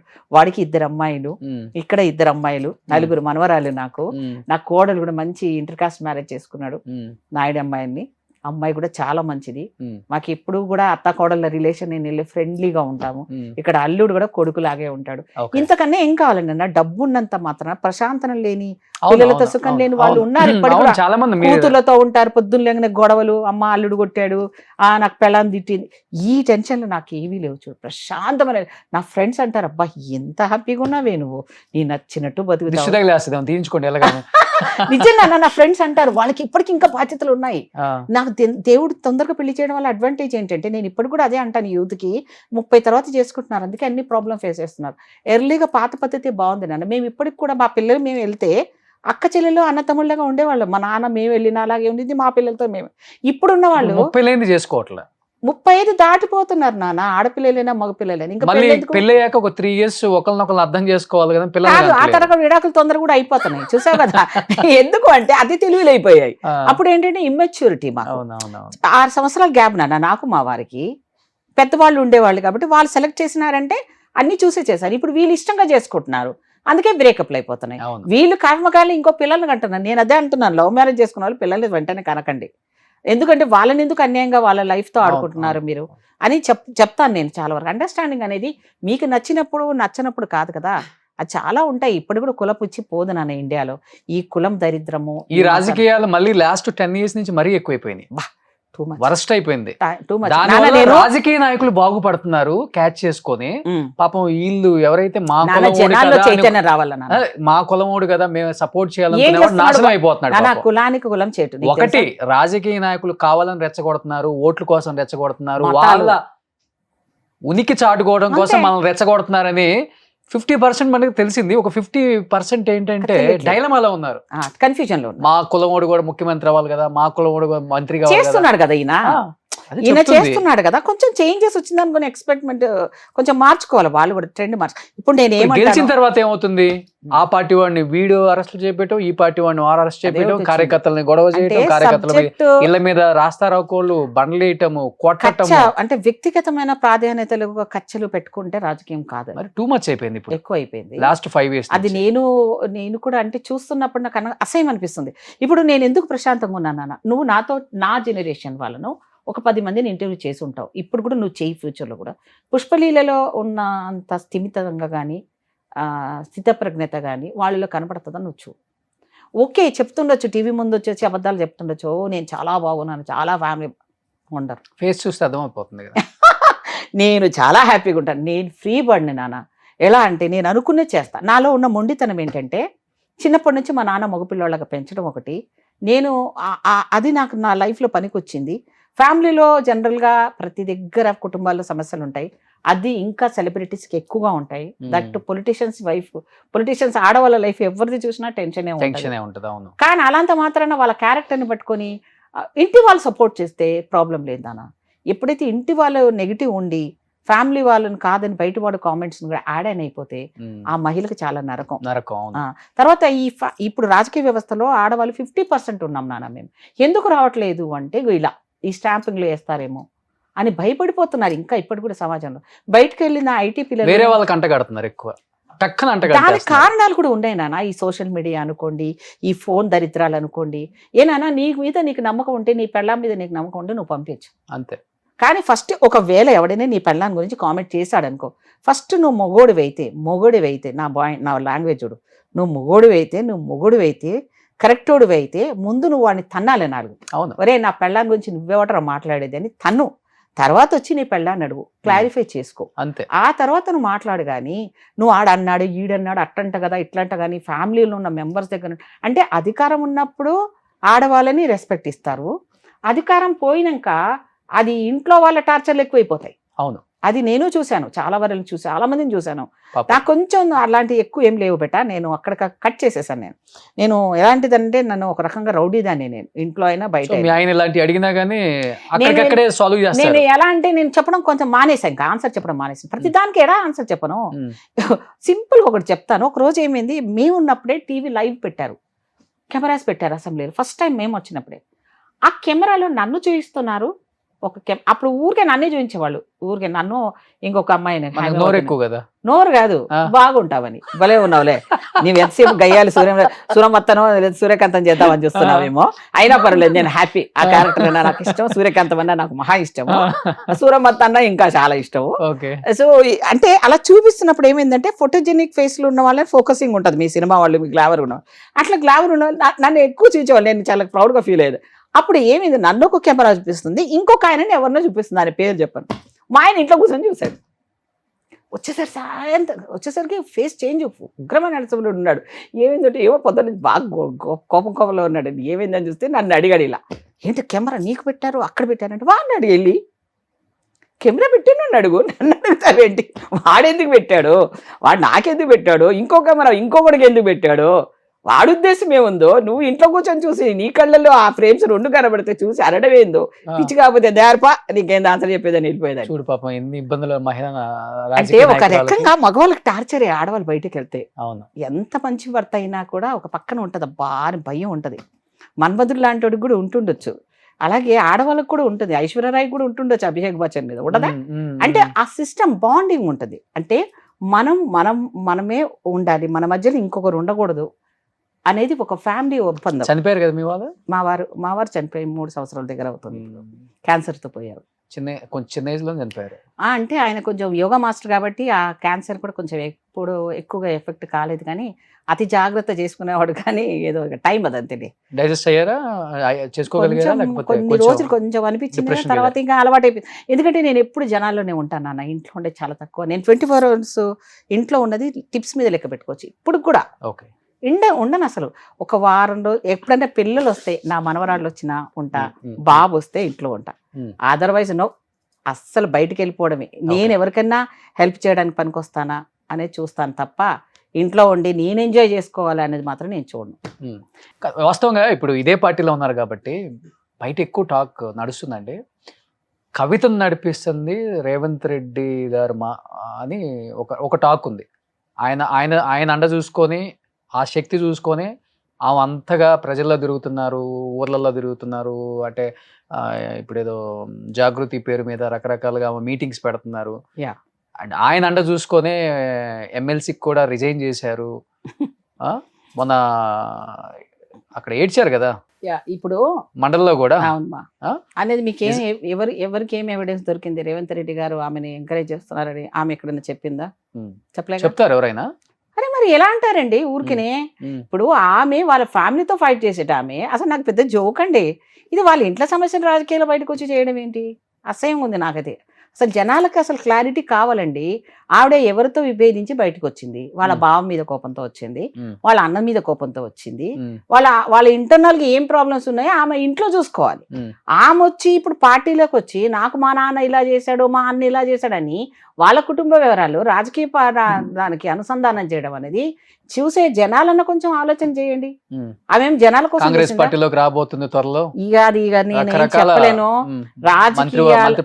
ఏమా ఈ రెండుటి విభజించమంటున్నా. కుటుంబ వ్యవస్థలో ఒక స్త్రీగా ఆమెకున్న స్థానాన్ని ఆమె కోల్పోతుంది అన్నది ఆమెకు అక్కడ జరగలేదు, అవమానాలు జరిగితే ఆ పార్టీలో చూసుకోవాలి ఆమె. కానీ ఆమె వచ్చి ఇక్కడికి వచ్చి జనాల మీద పడి ఏడ్చుకొని నేను మీకోసం సర్వీస్ చేస్తాను ఇప్పుడు అనడం ఎంతవరకు కరెక్ట్? దానికి రేవంత్ రెడ్డి లాంటి వాళ్ళకి మాకేం పార్టీలో లేరా, మహిళలు లేరా, లేకపోతే అవకాశాలు ఉన్న వాళ్ళు లేరా ఇప్పిద్దామంటే? ఇప్పుడు ఆవిడ తీసుకొని వస్తే ఆమె చేసిన తప్పులకన్నీ కూడా ఆన్సర్ చెప్పాలి మనం. ఇప్పుడు తిహార్ జైలుకి వెళ్ళిందంటే రేవంత్ రెడ్డి గారు చెప్తారా? లిక్కర్ స్కామ్ గురించి రేవంత్ రెడ్డి గారు చెప్పాలా, లేదా కాంగ్రెస్ పార్టీ ఓన్ చేసుకోవాలా? మాకేం కర్మపడింది? సో ఏదైనా రాజకీయాల్లో ఏది జరుగుతుంది జరగదు మహిళగా బాధ అనిపించలేదా? మాకేం అవసరం అండి, ఆమె సంతోషం కాదండి. మాకు ఆమె డబ్బుని ఆమె ఫ్లైట్లు తిరిగినప్పుడు ఆమె అవన్నీ చేసినప్పుడు మాకు చెప్పిందా? జనాలకు అందరికి చెప్పిందా? లేదా మాకు చెప్పిందా? రేవంత్ రెడ్డి గారికి చెప్పిందా? సో అదేని మాకు బాధ ఏంటండి, వాళ్ళు ఇంట్లో చూసుకోవాలండి. నా విషయం లేదు, నేనైతే అసలు ఆ సబ్జెక్ట్ని అసలు వేస్ట్ అంటున్నాను నేను. ఆమె పాలిటిక్స్లో తిరగడము, ఆమె పార్టీల గురించి మాట్లాడడం అనేది అది చాలా తప్పు. రెండింటిని కలిపేసింది, కలపద్దు. అది కుటుంబ పరిపాలన జరిగినది ఏమైనా జరిగి ఉంటుంది, అది కుటుంబంలో చూసుకోవాలి. పరిపాలన విషయంలో ఈమెకు నిజంగా రావాలని ఉంటే ఆమె సపరేట్ ప్లాట్ఫామ్ మీద పెట్టి అనౌన్స్ చేసేది ఉండే. ఆమె ఇలా ఏడ్చుకుంటూ ఆ సబ్జెక్ట్ ముందు వేసుకొని రావడం అనేది కరెక్ట్ కాదు అనేది నా ఉద్దేశం. రేవంత్ రెడ్డి గారిని అందులో ఇన్వాల్వ్ చేయడం అనేది అస్సలు కరెక్ట్ కాదు. లాస్ట్ మొన్న ఈ మధ్య హీరోయిన్ల డ్రెస్ల మీద కామెంట్ వచ్చినప్పుడు కూడా మీరు కొంచెం విభేదించారు దాన్ని, శివాజీ మాటల్ని ఖండించారు తప్పు అని. కానీ అదే శివాజీని కొన్ని లక్షల ఆడవాళ్ళు, కొన్ని లక్షల మగవాళ్ళు కూడా ఏకీభవించారు. బాగా మాట్లాడాడు శివాజీకి మా సపోర్ట్ అని. తర్వాత మీ పార్టీ నుంచి సంధ్యారెడ్డి ఫుల్ వైరల్ అయ్యింది. కాదండి, కవిత స్టోరీ ఉంది, వాళ్ళ ఇంట్లో అయ్యతో కొట్లాడుకోవాలి, అది తీసుకొచ్చి అవి బయటకు వచ్చి పార్టీ అంటుంది. ఎలా ఉందో ఇక్కడ శివాజీ గారికి ఏం సంబంధం అండి? శివాజీ గారు ఆయన సినిమాలో యాక్ట్ చేశారు కదా, అంటే గొంగల్ లాంటి రాజకీయం లాంటి దాంట్లో నువ్వు పనిచేసావు. మరి అలాంటి క్యారెక్టర్స్ నువ్వు పనిచేసినోడివి, నువ్వు ఎవరికో మళ్ళీ అందులో ఉండే వాళ్ళ గురించి కాకుండా నువ్వు అందరు జనరల్ జనాల గురించి చెప్పడానికి నువ్వెవరు అసలు? నీకున్నది ఏంటి అంటే? ఆయన అనడం కాదండి, ఆయన అనడం ఏందో, ఈమె తన మీద ఆమె తన మీద వేసుకోవడం ఏందో, దాని మీద డిస్కషన్లు ఏంటో, ఇది ఏంటండి? జనాలకు పని పాట లేవా? ఆయన హీరోయిజం ఏంటి, ఈమెను మైనస్ ఏంటి, దానికి సపోర్ట్ ఏంటి, విమర్శలు ఏంటి? సబ్జెక్టులు లేవండి సబ్జెక్టులు జనాలకు ఎన్నో ఉన్నాయి. ఒక పక్కన అన్ఎంప్లాయ్మెంట్ ప్రాబ్లంతో పిల్లలు సతమతం అవుతున్నారు ఈరోజు. ఎన్ని రకాల ఇబ్బందులు, విద్యా విధానంలో మార్పులు లేవు మన దగ్గర. మన గ్లోబలైజేషన్ పోటీలో వెనుకబడిపోతున్నాము. మన నియోజకవర్గంలో డెవలప్మెంట్ ఎక్కడ ఆగిపోయింది? మన కార్పొరేటర్గా మన వాళ్ళు ఏం చేస్తున్నారు? ఇదన్నీ వదిలేసి ఈ పర్సనల్గా ఈ పిచ్చపాట ఏంటండి? నాకు అర్థం కాదు. అనసూయ కూడా ఒక కామెంట్ చేసింది, తనకు వచ్చిన సపోర్ట్ వల్ల నేను భయపడ్డాను, తన అన్న కామెంట్లకు కాదు. ఏమో నాకైతే అది అనవసరమైన సబ్జెక్ట్ అనిపించింది నాన్న. ఇప్పుడు నేను ఖండించలేదు. నేనేమన్నానంటే సినిమా అనేది అది గ్లామరస్ ఫీల్డ్, వాళ్ళకి అవకాశాలు ఎలా వస్తాయి? ఎంత తక్కువ వేసుకుంటే అంత అవకాశాలు వస్తాయి అనేది పాపం వాళ్ళ మనుగడ కోసం. ఫుడ్ వాళ్ళ బ్రెడ్ అండ్ ఫుడ్ అదే కదండి. వాళ్ళని చూడడానికి నువ్వు ఎంటర్టైన్మెంట్ 3 గంటలు పోతున్న జనాలు ఉన్నప్పుడు సినిమా తీసేవాడు ఆ కోణంలోనే తీస్తున్నాడు. అలాంటి వాళ్ళని వాళ్ళు ఎన్నుకోవాల్సి వస్తుంది. వాళ్ళ లైఫ్ సస్టైన్ కావాలంటే అలాంటిది వేసుకోవాల్సి వస్తుంది. చూసే వరకు ఓకే, బయట గురించి బయట ఇప్పుడు సినిమా ఆ అమ్మాయి వచ్చిందండి, ఎవరో XYZ ఒక అమ్మాయి వస్తుంది, మీలాగా చీర కట్టుకొని పోవచ్చు కదా మంచిగా. ఎందుకు వేసుకుంటదండి? ఆ అమ్మాయిని అలా చూసే వాళ్ళు 80% వస్తారు. సాంప్రదాయంగా వచ్చేవాళ్ళు ఆమెను చూసేవాళ్ళు ఎందుకు వస్తారండి? ఇంట్లో కూర్చొని చూస్తారు. అలా అక్కడ చూసింది కాబట్టి ఈ అమ్మాయి ఇక్కడ కూడా ఇంకా డైరెక్ట్ చూడొచ్చు కదా అని వచ్చేవాళ్ళే వస్తారు కదా. వాళ్ళ తప్పు లేదు, ఈ అమ్మాయి తప్పు లేదు అంటాను నేను. అక్కడ చీర కట్టుకొని వెళ్తే ఎవరు వస్తారండి ఆమెను చూడడానికి? నాకు అర్థం కాదు. ఆమె సినిమా హీరోయిన్, లేకపోతే సినిమాకి సంబంధించిన హీరోయినా కాకపోయినా సినిమా క్యారెక్టర్. ఆ అమ్మాయికి ఆ డ్రెస్ వేసుకుంటేనే ఆ చూసేవాళ్ళు కొంచెం క్రేజ్ ఉంటుంది. వెళ్ళింది, అది కూడా గుంపులో డ్రెస్ పోయింది కదా. దానికి నేనేమంటానంటే అది వేసుకునేటప్పుడు ప్రొటెక్షన్ కూడా చేసుకోవాలి వాళ్ళే. ఇప్పుడు ఆ షాపోడు ప్రొటెక్షన్ చేయాలి అమ్మాయిని, ఆ అమ్మాయి సెల్ఫ్ ప్రొటెక్షన్ పెట్టుకోవాలి. నువ్వు వేసుకొని వెళ్తున్నావంటే నీది నువ్వు కాపాడుకోవాలి, జనాల మీద రుద్దడానికి లేదు కదా. ఇప్పుడు నువ్వు చూపిస్తే చూసేవాళ్ళు ఉన్నారు అంటున్నారు. ఎన్ని రకాల వల్గారిటీస్ కామెంట్స్ అండి, వినలేకపోయాను నేనైతే. ఇంకొక ఎగ్జాంపుల్ ఒకటే చెప్తాను. నేను అదే సేమ్ ప్లాట్ఫామ్ మీద ఒక సెంట్రల్ మినిస్టర్ వస్తున్నాడు అనుకోండి, సేమ్ ఒక అరకిలో ఒక గ్రౌండ్ లోనే 2 ప్లాట్ఫామ్స్ పెట్టాం. ఒక సెంట్రల్ మినిస్టరు, ఒక జూనియర్ ఆర్టిస్ట్ వస్తున్నారని పెట్టండి. జనాలు ఎక్కడికి వెళ్తారండి? మీరు చెప్పండి. జూనియర్ ఆర్టిస్ట్ దగ్గరికి వెళ్తారు, ఇక్కడికి వెళ్ళరు జనాలు. ఎందుకు వెళ్ళరు అంటే ఆ 3 గంటలలోనే వాడు ఎంటర్టైన్మెంట్గా ఫీల్ అయ్యి హ్యాపీనెస్ని పొందుతాడు కాబట్టి, డబ్బులు ఇచ్చి పొందుతున్నాడు వాడు కదా. కానీ అక్కడికి వెళ్ళిన జనాలు నువ్వు రమ్మని అనలేవురు, వాడి ఇష్టం అది. ఇక్కడ ఏంది సర్వీస్ మొట్టతో వచ్చాడు, నీకు సర్వీస్ ఇచ్చేవాడు వచ్చాడు రా, సెంట్రల్ మినిస్టర్ వాడు రారా అంటే ఇక్కడ 100 మంది కూడా ఉండరు, అక్కడ 1000 మంది ఉంటారు. కానీ ఒకప్పుడు అదే జయప్రద, అదే శ్రీదేవి, అదే రాధిక, అదే సుహాసిని, అదే ఖుష్బు, వీళ్ళందరూ చీరలు కట్టుకొని వెళ్ళినా కానీ కోట్లాది మంది, లక్షలాది మంది చూడటానికి వచ్చేవాళ్ళు. కానీ పాపం ఇప్పుడు ఈ డ్రెస్ వేసుకుని వెళ్తేనే ఒకడు వైరల్ అయింది, వాడు ఏడుస్తున్నాడు, ఆమెను ఎందుకన్నారు, ఆమెను మేము అలాగే చూస్తామని ఏడుస్తున్నాడు వాడు. ఇప్పుడు ఎవరిని కాదంటామండి, అతి ప్రజాస్వామ్యం అయిపోయింది, అతి ఏమంటారు డెమోక్రసీని, ఫ్రీడమ్ ని ఎక్కువ వాడేసుకుంటున్నారు. ఇప్పుడు ఎవరు చూసేవాడిది తప్పు, తీసేవాడిది తప్పు అంటే సినిమాలే నడవవు కదండి. అప్పుడు 100 సంవత్సరాలు 100 రోజులు నడిచేవి సినిమాలు, ఇప్పుడు 3 రోజులు కూడా నడవట్లేదు, ఓటీటీలో ఫట్టుమని ఎగిరిపోతున్నాయి. హీరోయిన్ ఈ రోజు ఉన్నది, అది రేపు వస్తుందో రాదో కూడా తెలియదు. మరి వాళ్ళ మనుగుడికి ఎట్లాగండి, అలానే వేసుకోమని నేను చెప్పట్లేదు, వాళ్ళు అక్కడ ఉన్నంతసేపు వేసుకున్నా జనాలు వచ్చేటప్పుడు మరీ ఎబ్బట్టుగా కాకుండా కొంచెం చూసేటట్టుగా వేసుకొని వస్తే బాగుండేది. మరీ అలా కాకుండా వచ్చారనుకోండి, అన్కంట్రోల్ పోలీసు వాళ్ళు ఏమన్నా పాపం ఏం చేయగలరు, వాళ్ళు కూడా ఎవరు ఏం చేయలేరు కదమ్మా. అలాంటిది అంత జరిగిన తర్వాత అయ్యో ఇలా జరిగిపోయింది అనుకోవడం తప్పితే ఏం లేదు. కాబట్టి రాజకీయాల్లో ఉన్న వాళ్ళు ఎంత జాగ్రత్తగా ఉండాలో, సినిమా ఫీల్డ్ లో ఉండే వాళ్ళు, ఆడవాళ్ళు, అందులో పోయేడు వాళ్ళ మీద కూడా మంచి అభిప్రాయాలు ఉండవు. మరి రాజకీయంలో మా వారు ఎందుకు భయపడ్డారు? ఇప్పుడుకున్న వాళ్ళు కూడా 50% ఉన్న మహిళలు ఓట్లేస్తున్నారు, కానీ రాజకీయాలు ఎందుకు రావట్లేదంటే ఇలాంటివే అపవాదులు. నీ పెళ్ళాన్ని ఎవరైనా చూస్తే ఓర్చుకోలేని క్యారెక్టర్స్ ఉన్న వాళ్ళము. మరి నాలాంటి రాజకీయాల్లో వచ్చిన తర్వాత ఆ నిందలను భరించాల్సి వస్తుంది, భరించాము కూడా, తప్పదు. ఏం చేస్తాం, సమాజం అలా ఉంది, పురుషాధిక్యత సమాజం. ఏదేమైనప్పటికండి రాజకీయాల్లోకి వచ్చిన మహిళలందరికీ నిజంగా హ్యాట్సప్ అండి.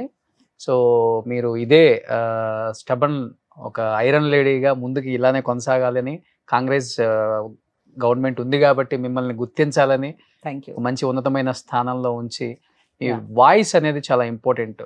సో అది వినిపించాలని ఇప్పటికీ పుష్పలీల మాట్లాడితే 1,00,000 మంది చూస్తారు. అదే మనస్ఫూర్తిగా ఎందుకు చూస్తున్నారు? పదవి ఉన్న వాళ్ళని పెట్టమనండి, నాది చూడమనండి. ఎందుకంటే పదవి ఇంపార్టెంట్ కాదు నాన్న. రాజకీయాలు ఎప్పుడు ఒక్కసారిగా చేసినామంటే ఇప్పటికి 20 ఏళ్ల వరకు నన్ను గుర్తుపెట్టుకున్నట్టు మంచి పనులు చేశాను కాబట్టి కదా. ఈ రోజు ఎవరిని ఒక్క పేరు లేని వాళ్ళతో ఉండదు, అది ఇంపార్టెంటా? డబ్బులు సంపాదించడం ఇంపార్టెంట్. డబ్బు సంపాదించాలి, తప్పు లేదు, కానీ అది వేరే ప్లాట్ఫామ్. రాజకీయాల్లో చేయకూడదు, చేస్తే వాటిని ఎదుర్కోవాల్సిందే. సూపర్, ఇలానే ఉండాలని మనస్ఫూర్తిగా కోరుకుంటున్నాను పుష్పలీల గారు. Thank you so much. మీకు కూడా థ్యాంక్ యూ సో మచ్. ఎందుకంటే రోషన్ ఇంటర్వ్యూ అంటే ఇంకా అందరు ఫ్యాన్స్ నీకు కూడా అలాగే ఉంటారు. మా ఇంటర్వ్యూలు మీతో జరగడం అనేది చాలా మంది ఇంట్రెస్ట్ గా చూస్తున్నారు. మీరు కూడా ఇలాగే, మీ షో కూడా చాలా బాగుండాలి. Thank you. మీరు కూడా చక్కగా ఇంకా ఉన్నతమైన ప్రోగ్రామ్స్ చేయాలని నేను కూడా కోరుకుంటున్నాను. రెగ్యులర్ గా కాకుండా ఫస్ట్ లో కొంచెం బాగా మీ పర్సనల్ లైఫ్ గురించి చెప్పింది చాలా ఇంట్రెస్టింగ్ గా వింటారు. మీ లిప్స్టిక్స్ గురించి, మీ చీరల గురించి డెఫినెట్ తెలుసుకోవాలి, ప్రజలు కూడా చూస్తారు. ఎస్ నానా, మనము మన అందము మనమే, మన అందాన్ని మనమే ఇష్టపడాలి. అవును, ఎవడు కామెంట్ చేయడం కోసం మనం తయారవ్వడం అవసరం లేదు. నీ ముఖం నీ ఇష్టం, నువ్వు అందంగా ఉండు. నిన్ను 1,00,000 మంది చూస్తారు. నేను లెక్చరర్, మనకు ఒక కాన్ఫిడెన్స్ ఉంటుంది ఫస్ట్. నేను బయటకు వెళ్తున్నానంటే నా స్టూడెంట్స్ ఇప్పుడు కూడా, మేడం మీరు ఇప్పుడు ఎలా ఉన్నారు, అప్పుడు ఎలా ఉన్నారు, ఇప్పుడు ఎలా ఉన్నారు, చాలా దా కాంప్లిమెంట్. ఒకటి నేను ఈ వయసు ఎంతమ్మా అని అడిగాను అనుకో, సినిమా వాళ్ళు చెప్పరు, ఆడపిల్లలు చెప్పరు కదా. నన్ను అడిగారండి, నా ఒరిజినల్ వయసు కంటే నాకు కొంచెం తక్కువ చెప్పారంటే, అబ్బా ఈరోజు ఎనర్జీ వచ్చేసి బాగానే చెప్తారు కదా. మేము తక్కువ బాగా బయట 40-45 ఉంటాయి మీకు. అబ్బా చాలు నాన్న, పోయి నిద్రపోతారు పోండి. హ్యాపీ, చాలా హ్యాపీ, ఎనర్జీ వచ్చేస్తుంది అనమాట. ఎందుకంటే ఆరోగ్యమే నాన్న ఇంకా మనిషికి కావాల్సింది. డబ్బులు ఏం చేస్తాను, తినలేనప్పుడు డబ్బులు సంపాదించుకుని ఏం చేస్తాను, ఇన్ని వేల కోట్లు. 64-65 ఉంటాయా? లేదు 60. బాగా మెయింటైన్ చేస్తున్నారు. ఫుడ్ గిడ్ మంచి ఫాలో, అంటే మంచి డైట్ తీసుకుంటారు. నేను 25 years డయాబెటిక్ ని. అవునా?